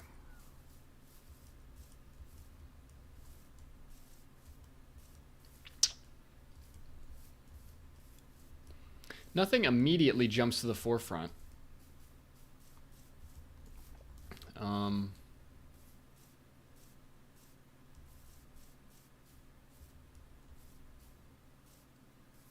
I don't know. I don't know if there's a particular one that is my favorite.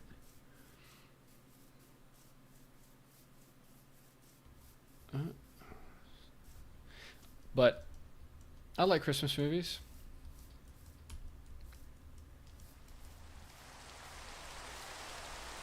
Honestly, the most memorable, like the first one I think of, is Polar Express, because I saw it so many times as a young lad. Shout out everybody's favorite strange weirdo, Tom Hanks. Do I like It's a Wonderful Life? Yeah, it's fine.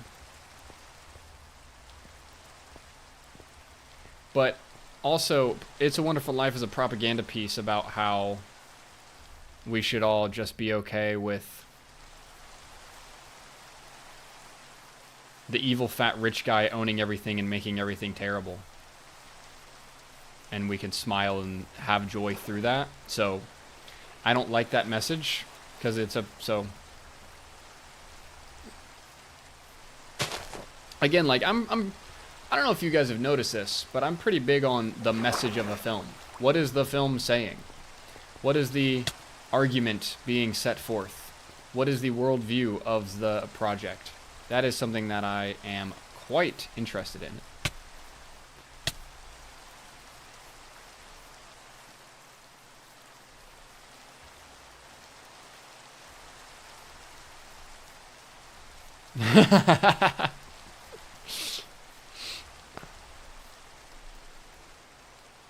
What up, get exercise? Yes, I did.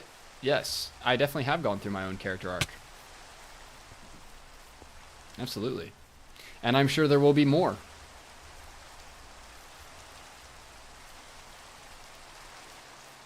Do I use music as inspiration or motivation? Yeah, definitely. Yeah, I'm a big music person. I like music a lot. I love some good music.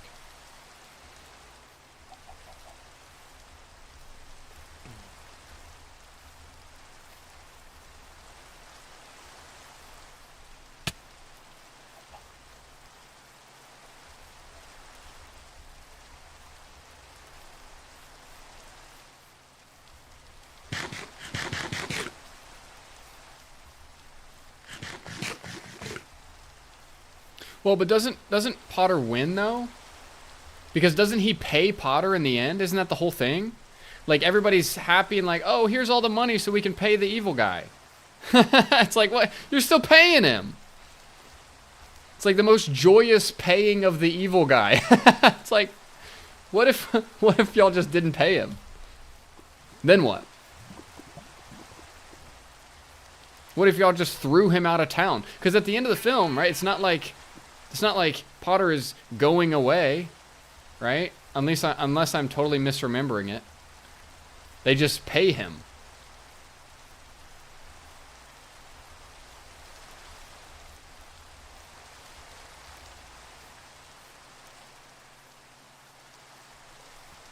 Home Sweet Home, coming soon.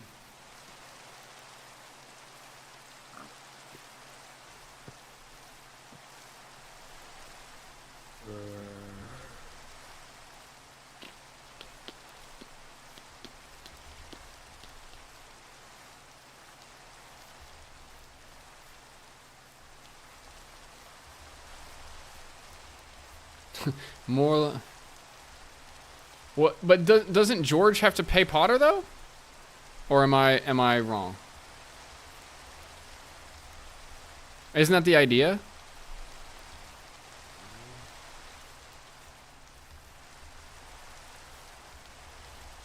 The thing is, like, at the end of the day, Potter gets the cash, right? Isn't that what's happening, or am I just totally losing my mind?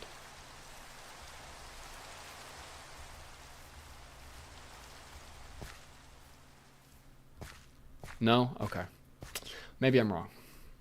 I haven't seen the movie in a minute. It's this way.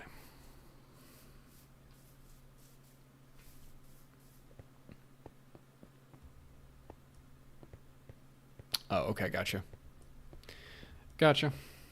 Then I may be wrong. Pretty sure George's the cash. I will need to rewatch it.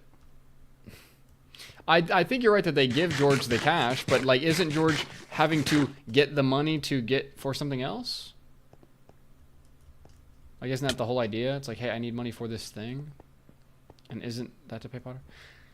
I could be totally wrong. And if I am, then so be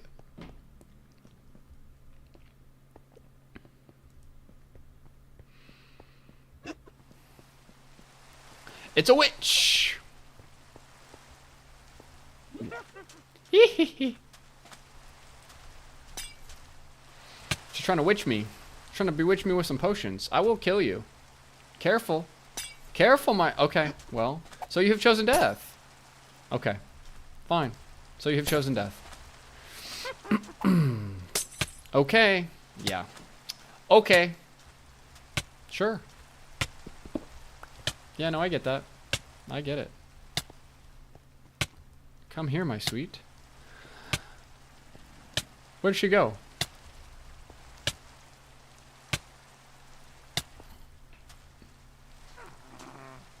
Where you at?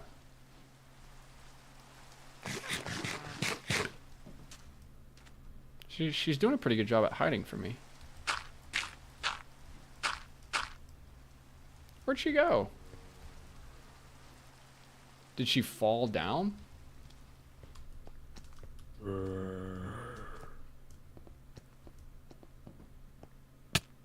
Oh, there she is. Yes. Okay. Great.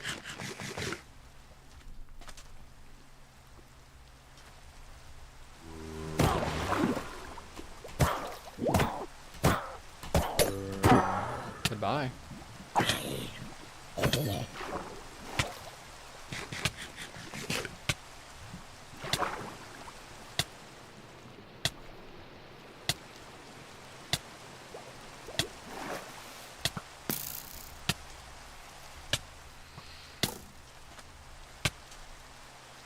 Bro.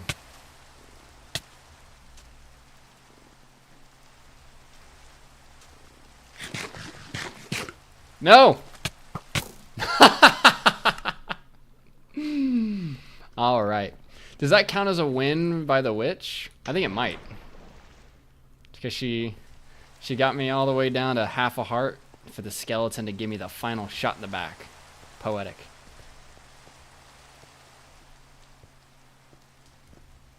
But it should just be over here.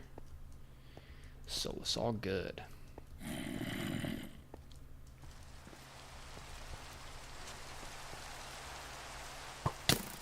Wait, where is it?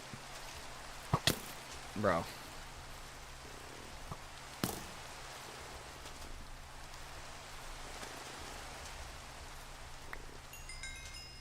Gimme, gimme, gimme, gimme, gimme, gimme, gimme. Yes, I must acquire my golden hose.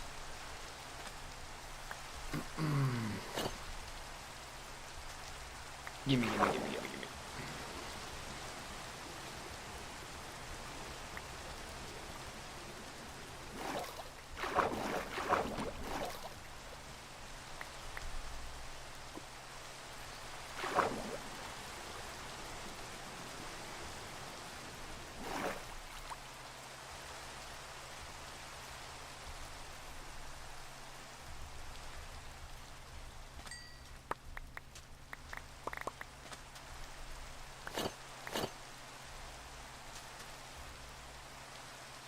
Hmm.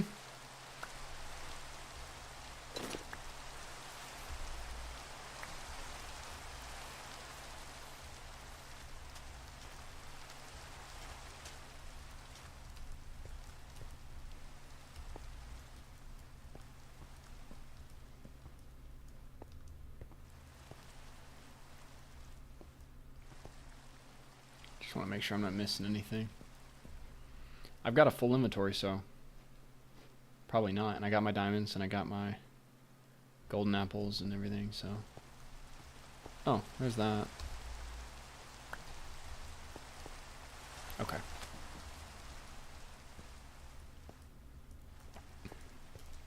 I do go to the gym. Yeah. I go to a boxing gym, and I also go occasionally to like a normal gym, but I usually am just going to the normal gym because I like the sauna so much. I love the sauna, dude. I love a good sauna.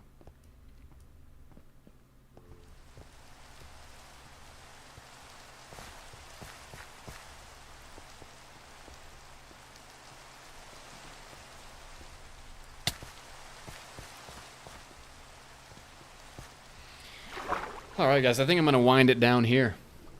This has been a pretty successful stream.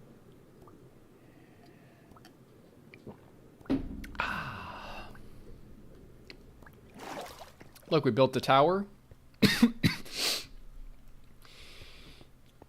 Little pocket of snow right here. Yeah.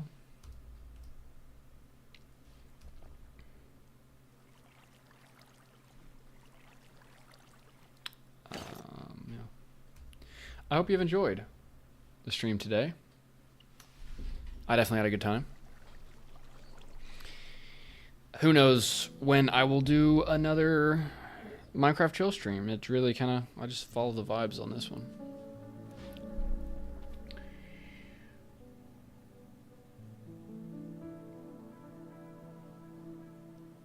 I think we had a pretty good talk today. We always seem to get into it, don't we? Always seem to really get into the weeds on something. And that's fun. I like to get into the weeds.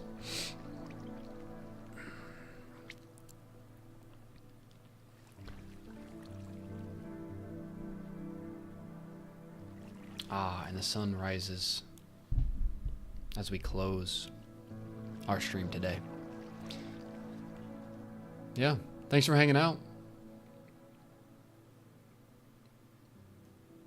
I'll see you next time.